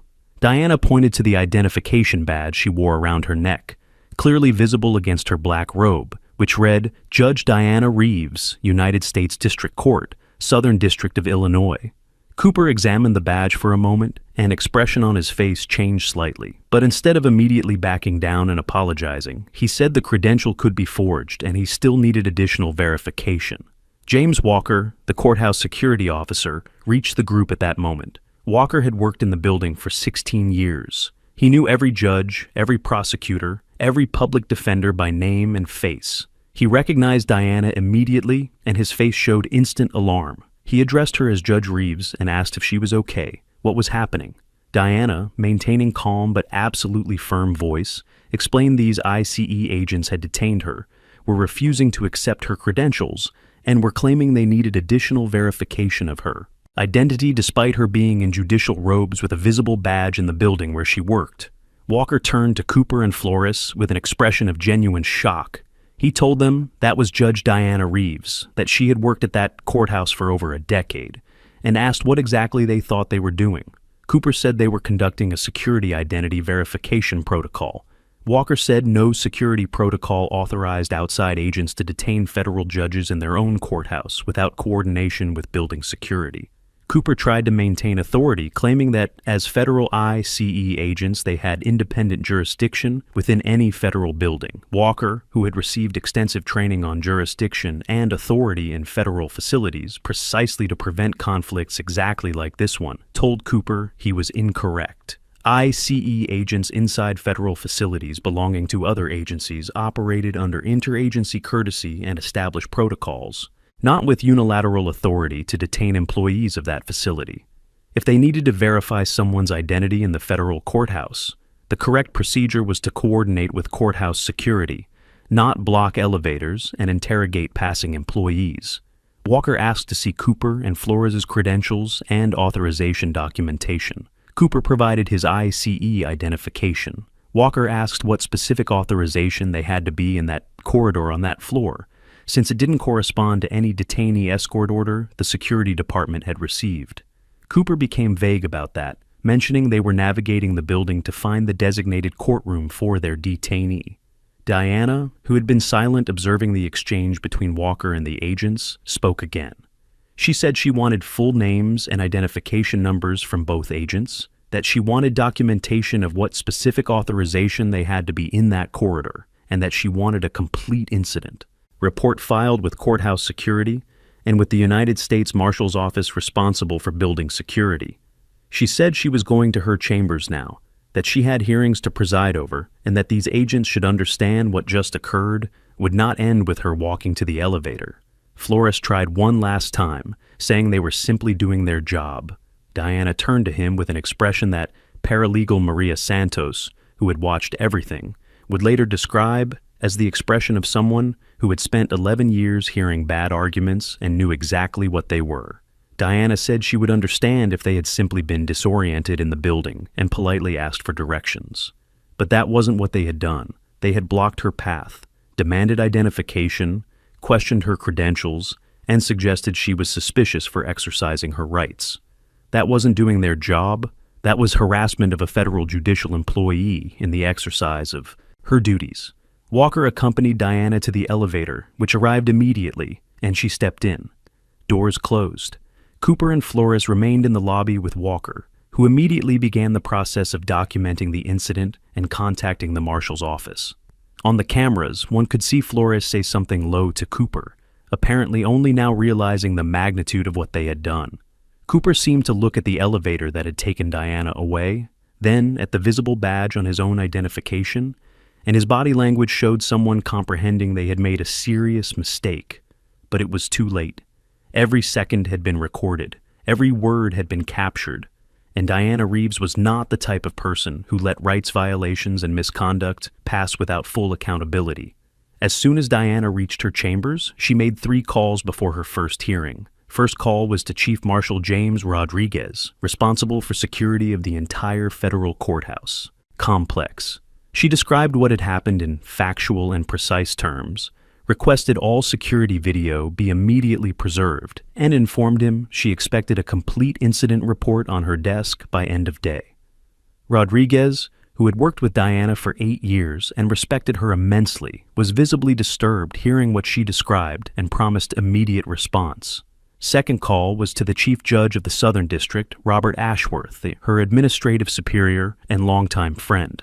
Ashworth was silent for a moment hearing the account, then said words Diana had needed to hear, that this was completely unacceptable, that the court would respond institutionally, and that he would personally contact the Department of Homeland Security. Third call was to a civil rights attorney Diana had referred others to over the years, but had never personally needed until now.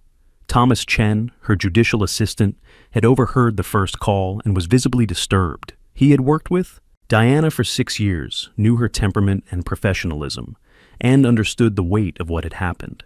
Diana noticed his expression and said something Chen would later repeat in multiple interviews. She said she knew he was worried, but that she had presided over cases involving exactly this type of rights violation for years, and that it had come time to deal with one personally. She said her hearings would begin punctually as they did every day, because her responsibilities to parties who had cases before her didn't cease because of what had happened in the lobby. But after the hearings, she would ensure full accountability. She asked Chen if he had everything prepared for the first hearing, an immigration case involving a family that had waited 18 months for her decision. Chen said yes, everything was ready. Diana straightened her robe, gathered her documents, and walked to the courtroom with the same firm and purposeful stride she used every day. What had happened in the lobby was simultaneously completely unacceptable and completely revealing of systemic patterns she had studied from one side and just experienced from the other. Diana's 3 hearings that day proceeded with the precision and professionalism that defined her reputation. Lawyers who regularly practiced in her court noticed something different that day, an even sharper quality of attention than usual, as if she were channeling something into work that normally remained separate. She presided over each case with complete impartiality, asked penetrating questions, and ensured all parties were treated with equal respect and dignity. Nobody in the courtroom knew what had happened in the lobby that morning.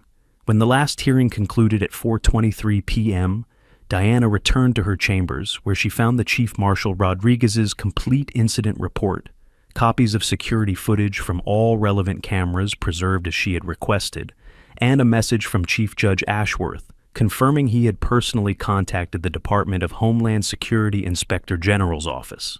She reviewed the footage methodically, making precise notes about timestamps, exact words exchanged, and specific actions by Cooper and Flores that constituted procedural and possibly legal violations.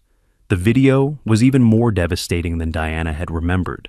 Seeing from external perspective what she had lived from inside made the racial profiling even more obvious. Cameras clearly showed multiple other courthouse employees passing through the same corridor in the moments immediately before Cooper and Flores approached Diana.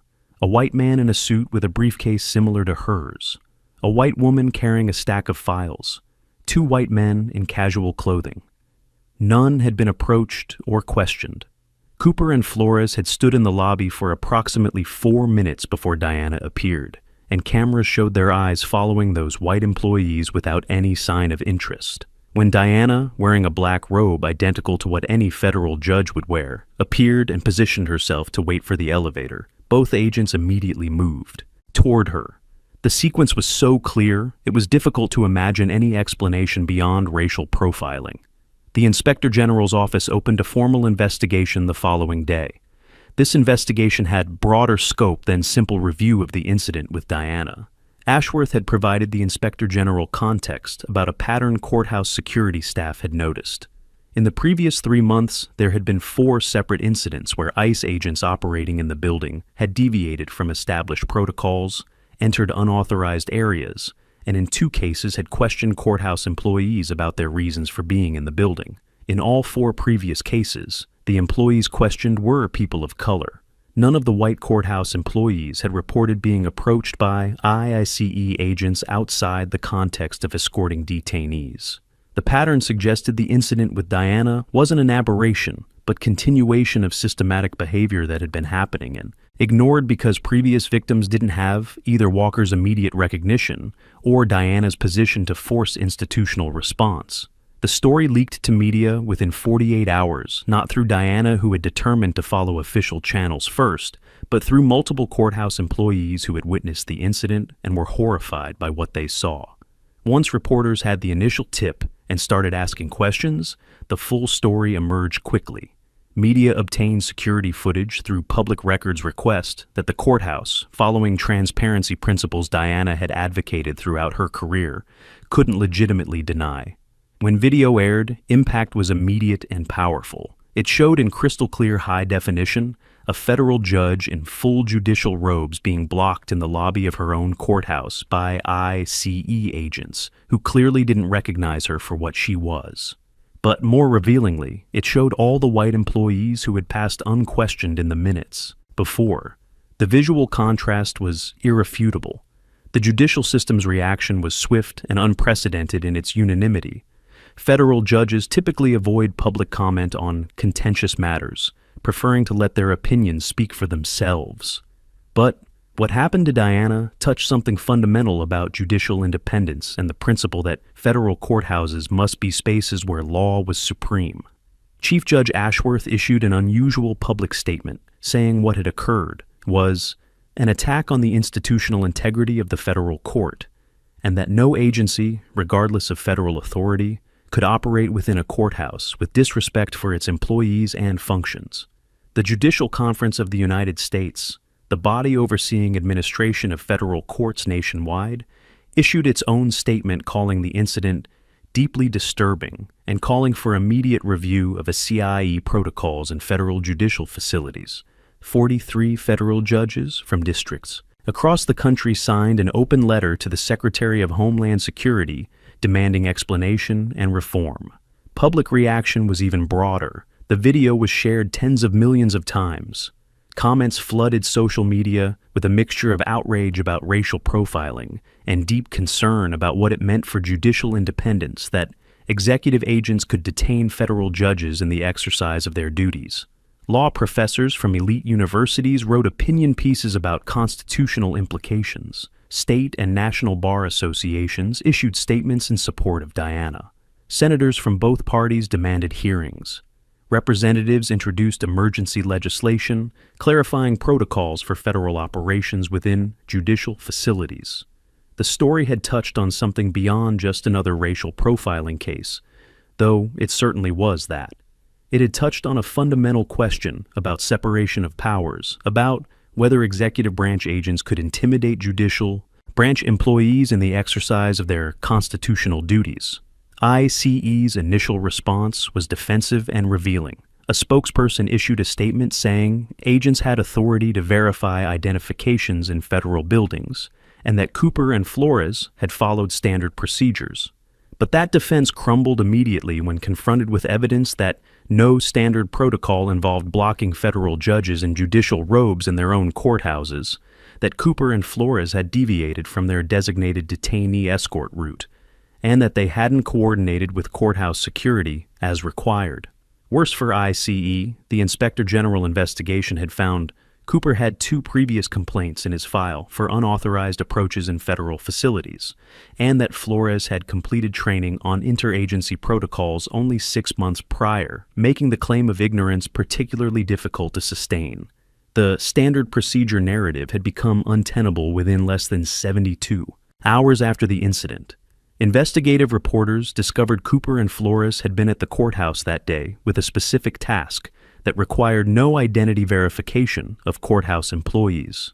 They were escorting an immigration detainee to a hearing that had been rescheduled the previous week, and they should have gone directly to the designated detention room in the basement, not to the main lobby. They had entered through the wrong entrance, gone up to the wrong floor, and then instead of recognizing their mistake and asking courthouse security for directions, had decided the best use of their time was to question employees they encountered about their reasons for being in the building. The detainee they were supposedly escorting had waited for them in the detention room for 40 minutes before a security officer realized something was wrong and started looking for them.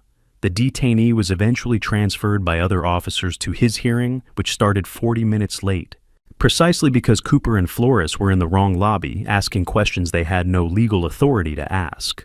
The full irony of the situation became apparent when more information emerged. The immigration hearing, for which Cooper and Flores were supposed to be escorting, their detainee was scheduled before Judge Diana Reeves herself. They had blocked the path of the judge who would preside over their own detainee's case. Had they not deviated from protocol, had they not stopped Diana in the lobby, she would likely have reached the courtroom before them and presided over their detainee's case with the same impartiality and professionalism with which she presided over all others. The situation had generated the extraordinary case of agents preventing the very judge from reaching their own detainee's case. This irony was highlighted by multiple legal commentators as a perfect illustration of how misconduct not only violated rights but undermined the very law enforcement work supposedly being performed. The Inspector General investigation expanded rapidly beyond Cooper and Flores to examine broader systemic issues within ICE. Investigators discovered the department had no adequate training on how to operate within federal judicial facilities belonging to other agencies. ICE's training curriculum focused heavily on enforcement tactics and detention procedures, but dedicated only 4 hours to interagency protocols. And those 4 hours covered multiple types of federal facilities at such superficial level that agents left without clear understanding of limits of their authority in specific contexts like federal courthouses. There was no specific module on how to operate in judicial facilities, on the special status of judicial employees, or on the constitutional doctrine of judicial independence that made courthouses categorically different from other federal facilities. Agents were essentially sent into the field with significant authority, but without the necessary understanding of where that authority ended. Even more concerning was discovery that the pattern of incidents at Chicago's courthouse wasn't isolated. Investigators identified 17 similar incidents in 8 other judicial districts in the past 2 years, where ICE agents had approached or questioned judicial employees inside courthouse facilities without adequate authorization or justification. In 14 of the 17 cases, employees questioned were people of color. In all cases, employees had visible credentials identifying them as courthouse employees. In none of the previous cases had it resulted in serious discipline for involved agents because victims didn't have the platform or position to force comprehensive investigation. Diana Reeves had both. The systematic pattern that had been invisible for 2 years suddenly became impossible to ignore. ICE hadn't just failed to adequately train agents about limits of authority in judicial facilities. It had created a culture where employees of color in federal buildings could be routinely interrogated without cause, while white colleagues passed freely. Cooper and Flores' depositions during investigation were revealing in their inability to provide coherent justification. Cooper was questioned why he had chosen to approach Diana, specifically when multiple other employees had passed through the same corridor. He said she had seemed out of place. Investigators asked what specifically had seemed out of place about a woman wearing full judicial robes in a federal courthouse. Cooper couldn't articulate a specific answer. He tried to say the robe could be anyone's, but investigators pointed out that federal judicial robes are highly specific in design and not available for general purchase. He claimed he hadn't recognized it was a judicial robe, but witnesses, including Walker, confirmed the nature of the garment was completely obvious. Each justification Cooper offered crumbled under basic scrutiny. When investigators showed footage of white employees passing without being approached and asked why he hadn't questioned them, Cooper said they hadn't drawn his attention. Investigators asked what specifically about Diana had drawn his attention in a way those others hadn't. Cooper was silent for a long moment before saying he couldn't explain. Flores's deposition was similarly incriminating. When asked about the phrase he had said to Diana about her being in the wrong corridor, he tried to argue it had been a simple observation about location. But investigators showed footage proving the corridor where Diana was standing was the only corridor leading to the elevators serving her courtroom on the 5th floor, and that she had been exactly where she should be.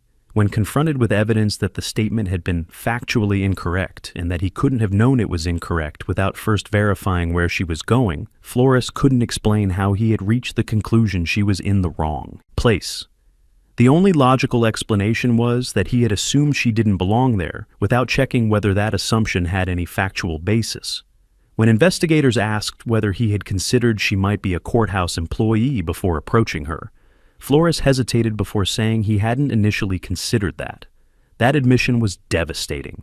He had approached and detained Diana without first considering the obvious possibility she might work in the building. Cooper and Flores' supervisor, Special Agent in Charge Thomas Bradley, was equally damaging in deposition. Bradley had been notified of the incident within hours, but had chosen to wait to see how the situation developed before taking action. When investigators asked why he hadn't immediately reported the incident involving a federal judge to CE's higher chain of command, Bradley said he had wanted to fully understand the situation first. But emails showed that when Bradley was informed the person detained was a federal judge, his first internal email had been to the union lawyer asking how to protect the agents rather than to supervision about how to properly respond to the incident. The priority had been protecting agents rather than recognizing and addressing a serious violation. Bradley also admitted he had been aware of at least 2 of the 4 previous incidents at Chicago's courthouse, but had treated each as an isolated event, rather than recognizing an emerging pattern requiring intervention. His supervisory failure had allowed problematic behavior to continue until it escalated to the incident with Diana. The federal lawsuit was filed 6 weeks after the incident. The 127-page petition, prepared by Diana's legal team working with a civil rights organization that had joined the case, was a masterpiece of legal argumentation. It named Cooper and Flores personally, Bradley as supervisor who had failed to address a documented pattern, ICE as agency, and the Department of Homeland Security. But most significantly given who Diana was, it also argued violation of the separation of powers doctrine.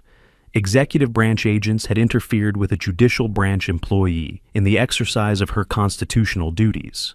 This added a completely different layer to the case beyond racial profiling and Fourth Amendment rights violation.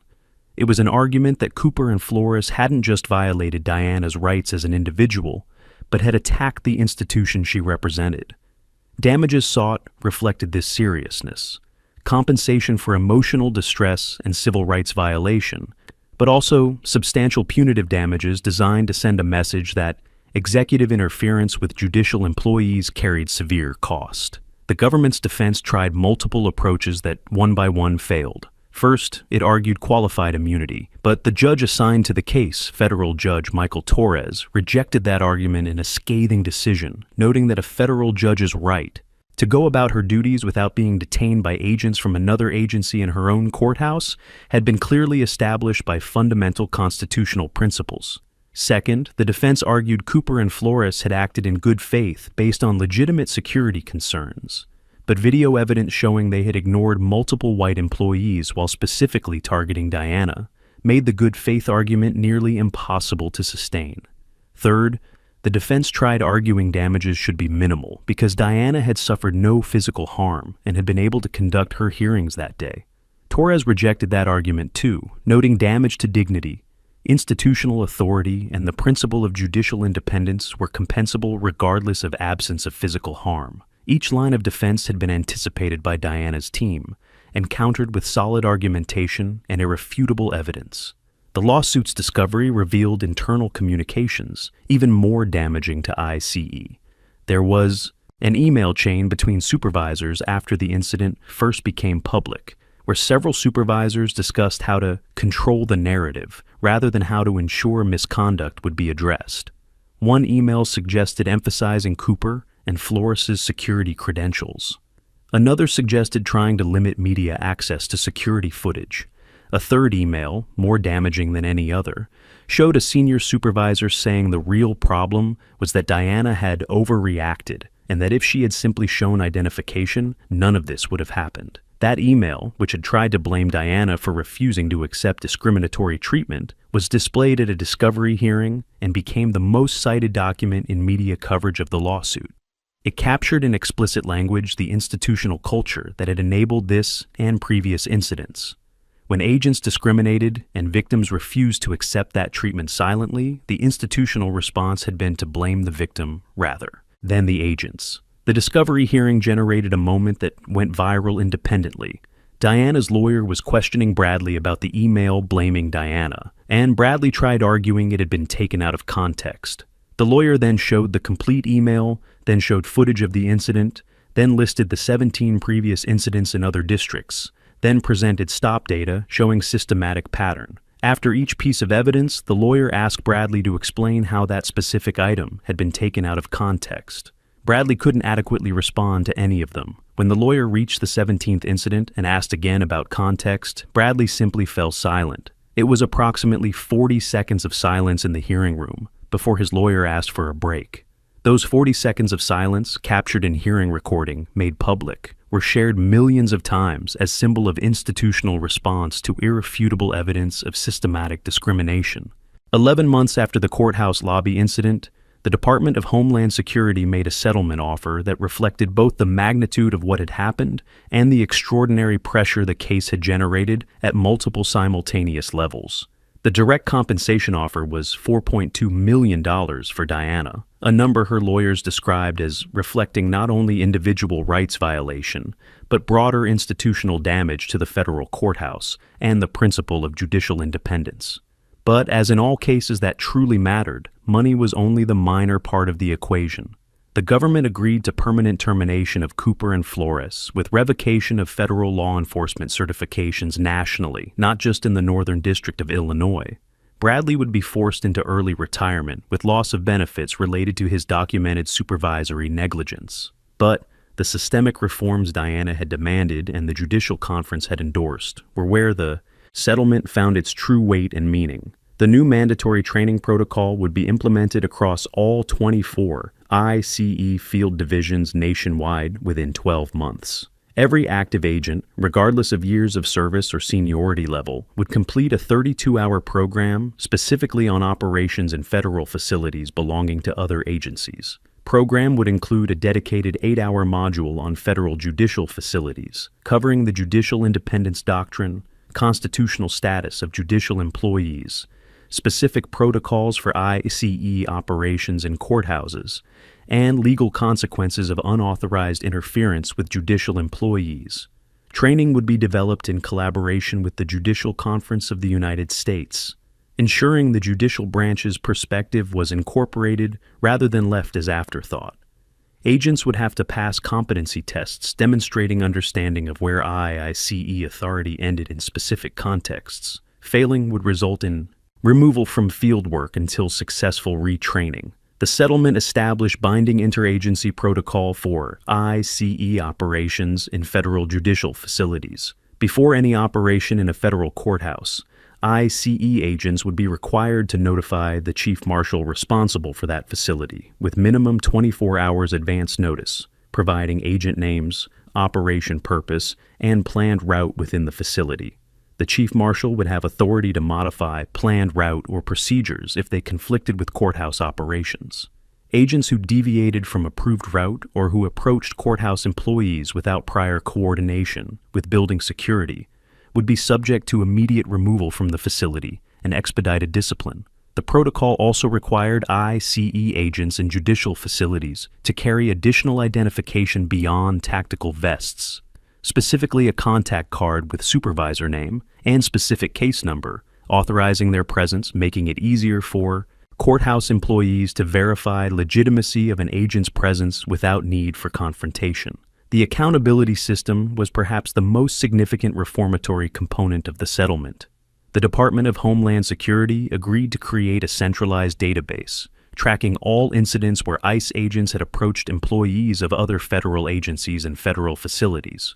Database would be reviewed quarterly by an independent panel, including representatives from the Judicial Conference, the Attorney General's Office, and civil rights organizations. Any agent appearing in the database more than once within a 2-year period would automatically be subjected to comprehensive performance review. Patterns showing racial disparities in who was being approached would result in immediate investigation and potential disciplinary action. The system would make it impossible for supervisors like Bradley to treat incidents as isolated events when they were actually symptoms of a systemic pattern. Data would be made publicly available in annual report, creating transparency that had been completely absent previously. Diana considered the settlement offer with the same analytical depth she brought to every difficult legal question. She and her legal team spent 3 days reviewing every component, testing each proposed reform against what investigation had revealed about systemic failures, identifying gaps where the government could comply with the letter of the settlement while avoiding the spirit. They negotiated 13 modifications before Diana was satisfied with the robustness of the protections. She insisted the interagency protocol include an enforcement mechanism with specific consequences rather than just aspirational guidelines. She demanded the accountability database be administered by an independent entity rather than internally by ICE. She insisted the training program include annual performance assessments rather than one-time training.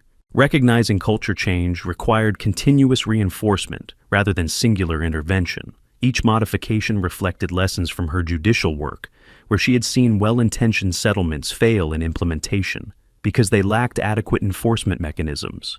When the final settlement was announced, Diana convened a press conference in the same lobby where the incident had occurred. It was a deliberate and symbolic choice. She appeared in full judicial robes, the same attire Cooper and Flores had questioned, now framed by national television cameras as symbol of something that couldn't be questioned: the authority of the American federal judiciary. She brought Chief Judge Ashworth and 2 other Chicago federal judges who had been signatories to the open letter to the Secretary of Homeland Security. The collective presence of 4 federal judges in the lobby, where one of them had been detained, sent a powerful message about the judiciary's institutional response to what had happened. Diana spoke for 22 minutes without notes, her voice carrying the authority of someone who had spent decades mastering the art of making complex arguments with perfect clarity. She described what had happened in that lobby not as personal affront, though it certainly was that, but as symptom of something more concerning: the assumption that executive authority was unlimited, that agents with tactical vests had the right to question anyone anywhere without need for cause or justification, that black employees in federal spaces were presumptively suspicious while white colleagues received automatic benefit of the doubt. She said the American Constitution was built precisely around rejection of this kind of unchecked authority, that separation of powers was not a bureaucratic technicality, but a fundamental protection against concentration of power that the founders had seen destroy other republics. When the executive detained the judiciary, even inadvertently, even through low-level agents acting from prejudice rather than policy, it was attacking something fundamental about how the American Republic was supposed to function. Diana publicly acknowledged every person who had contributed to the outcome: Walker for immediate recognition and professional response, Thomas Chen for loyalty and support, Marshall Rodriguez for immediate preservation of evidence, Chief Judge Ashworth for strong institutional response, paralegal Maria Santos for having the presence of mind to film when she saw injustice happening. She also acknowledged employees from the 17 previous incidents in other districts, whose experiences had become part of the pattern that made her case winnable. She said she knew her circumstances were exceptional, that most people Cooper and Flores and similar agents had racially profiled didn't have judicial robes or federal chambers to give weight to their complaints. The reforms in the settlement were for those people as much as for any federal judge. There was a question reporters asked that Diana paused lengthily before answering. Someone asked how she had felt in that lobby, what had gone through her mind when Cooper and Flores first blocked her. Diana looked at the space for a moment, then answered with the honesty that had characterized her entire career. She said her first thought had been pure legal training, identify the violation, assess the evidence, determine appropriate response. But she said there was a second thought immediately beneath that one, a thought every Black American woman understands intimately, regardless of title or position. The thought that asked how safe she really was, that automatically calculated how the situation could escalate, that knew from experience that a black robe and federal badge were not guaranteed protection against assumptions some people make when they look at you.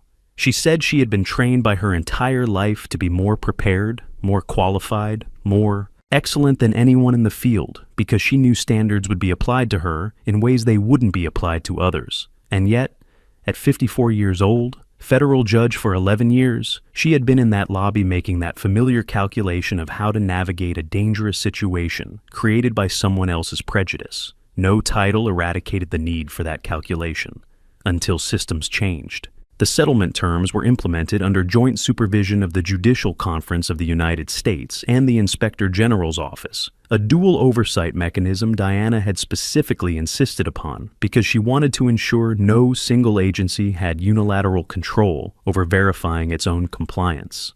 Cooper and Flores were terminated within 2 weeks of the settlement signing, their federal law enforcement certifications revoked by the Federal Agent Training and Standards Council, preventing them from working in any federal law enforcement capacity at any agency in any state. Cooper tried to get employment at a state police department, but the case had generated sufficient national coverage that his name was immediately recognizable to any hiring manager who did basic research. He eventually found work in the private sector, completely unrelated to law enforcement. Flores moved to another state and was reportedly working in logistics, a career completely divorced from the law enforcement work he had compromised through documented misconduct. Their stories became frequent references in ICE training programs about permanent consequences of misconduct in federal judicial facilities. Bradley, forced into early retirement with loss of substantial benefits, tried to contest terms through the union arbitration process. The arbitrator reviewed evidence, including emails, showing Bradley had prioritized protecting agents over addressing misconduct, had ignored a documented pattern of similar incidents, and had tried to blame Diana for exercising her rights. The arbitrator not only upheld the retirement terms, but added a note to Bradley's record documenting that his supervisory negligence had directly contributed to the violation of a federal judicial employee's constitutional rights, a notation that would make any future law enforcement or supervisory position practically impossible to obtain. His 18-year career had ended not with the dignity of an honorable retirement, but with a permanent record of failure that had allowed systematic discrimination to flourish under his supervision. The 32-hour training program launched 6 months after the settlement, developed in partnership with the Judicial Conference as specified. Diana had insisted on personally reviewing the curriculum, and her team had identified 3 areas where the initial draft had been inadequate. Language about judicial independence was too abstract and needed concrete examples. The section on recognizing judicial employees didn't sufficiently cover the diversity of judicial staff. And there were no practical exercises where agents would have to navigate judicial facility scenarios and receive feedback on where they exceeded authority. All 3 deficiencies were corrected before launch. The first training cohort included 847 agents from 7 divisions. Post-training assessments showed significant improvement in understanding of authority limits in judicial facilities, but more importantly, showed a shift in attitudes about how employees of other agencies should be treated, indicating training was reaching not just knowledge, but culture. The centralized incident database became a more powerful accountability tool than anyone had anticipated. In its first 18 months of operation, it recorded 23 incidents where ICE agents had approached employees of other federal agencies in federal facilities. Data analysis revealed 19 of the 23 involved employees of color being approached, an 83% racial disparity in the incident population that reflected systematic pattern rather than random distribution. The independent panel immediately escalated the finding to ICE leadership and the Inspector General's office. 6 of the 23 agents already had previous incidents in the new system, despite it being only 18 months old, indicating persistent behavioral patterns that hadn't been corrected by training alone. 3 were removed from field work and sent for intensive retraining. 2 were opened for full investigation. 1 was fired after investigation revealed deliberate discriminatory behavior that went well beyond training issues. Diana continued on the bench as federal judge, her authority and reputation strengthened by how she had handled the crisis. What had begun as humiliation in the lobby of her own courthouse had transformed into catalyst for reforms, protecting judicial employees across the country. She had been invited to testify before the Senate Judiciary Committee on Judicial Independence and Interagency Relations, where her testimony had been described by senators from both parties as among the most substantive and illuminating they had heard in years. She had been keynote speaker at the Judicial Conference's annual conference, where she presented comprehensive analysis of how the settlement had changed ICE operational protocols and what still needed to change. Law schools invited her as visiting professor. She declined all offers, preferring to remain in the work she had chosen, presiding over cases in Chicago's federal courthouse, applying law with the same rigorousness and impartiality that had characterized her entire career. James Walker was promoted to Chief of Security at Chicago's federal courthouse 2 years after the incident, recognition of how he had handled an extremely sensitive situation with exemplary professionalism. In an interview about the promotion, he was asked about that morning. He said he had done only what any person should do, recognized injustice and responded with clarity. But he also said the incident had changed how he thought about security's role in judicial facilities. Security wasn't just about preventing external threats. It was about creating an environment where all employees could exercise their duties without fear of interference, where authority was respected regardless of who carried it, where law was applied equally to everyone, including those supposedly charged with enforcing it. Walker became a frequent reference in security training programs for federal judicial facilities, his name associated with exemplary professional response in an extraordinarily difficult situation. Thomas Chen, Diana's judicial assistant, who had witnessed everything from the adjacent chambers, wrote an academic article about the case that was published in Yale Law School's Law Review. The article analyzed constitutional implications of executive interference with judicial employees, using Diana's case as central case study. It became one of the most cited articles that year in legal literature, downloaded more than 200,000 times, included in constitutional law curricula at dozens of law schools. Chen said in an interview he had written the article precisely to ensure the legal analysis of the case was preserved alongside the factual narrative, that future generations of lawyers and judges would understand not just what happened, but why it mattered, constitutionally. Diana had read every draft version and provided feedback, her legal knowledge transforming an already strong article into something truly exceptional. Maria Santos, the paralegal who had filmed the incident with her phone when her instincts told her something was terribly wrong, became an advocate for documenting problematic encounters in professional spaces. She spoke at Paralegal Association conferences about why documentation was critical protection when witnessing misconduct. She always emphasized she had started filming, not because she knew what would follow, but because something had seemed fundamentally wrong, and she had learned to trust that instinct. Her video, combined with courthouse security footage, had been a crucial piece of evidence making Diana's case irrefutable. Technology hadn't created accountability alone, but it had captured truth in a way no subsequent argument could erase. 10 years after the incident, Diana reflected in an interview that she no longer thought about those 27 minutes in the lobby with the primary anger she had initially felt. She thought about it with a mixture of sadness and determination. Sadness because that type of assumption, that presumption that black people in professional spaces needed to prove they belonged there, continued happening in courthouses and corridors of power across the country, despite decades of reform efforts. Determination because the case had proven accountability was possible, that systems could be changed when people with knowledge and position refused to accept the unacceptable and demanded not just apologies but real structural change. She had spent 11 years before the incident presiding over cases where she had seen how law could be an instrument of justice when applied with rigor and impartiality. The incident had given her additional perspective that no courtroom could ever have provided, what it meant to be a subject of that law rather than merely its administrator. That perspective had made every subsequent decision more careful, more conscious of the concrete human behind every abstract legal question, more committed to ensuring that the word carved above the entrance of every American federal courthouse, equal justice under law, meant something true for every person who crossed that threshold, regardless of who they were or how they looked. Truth is a continuous pursuit, and awareness is your best defense. Thank you for watching and championing global transparency.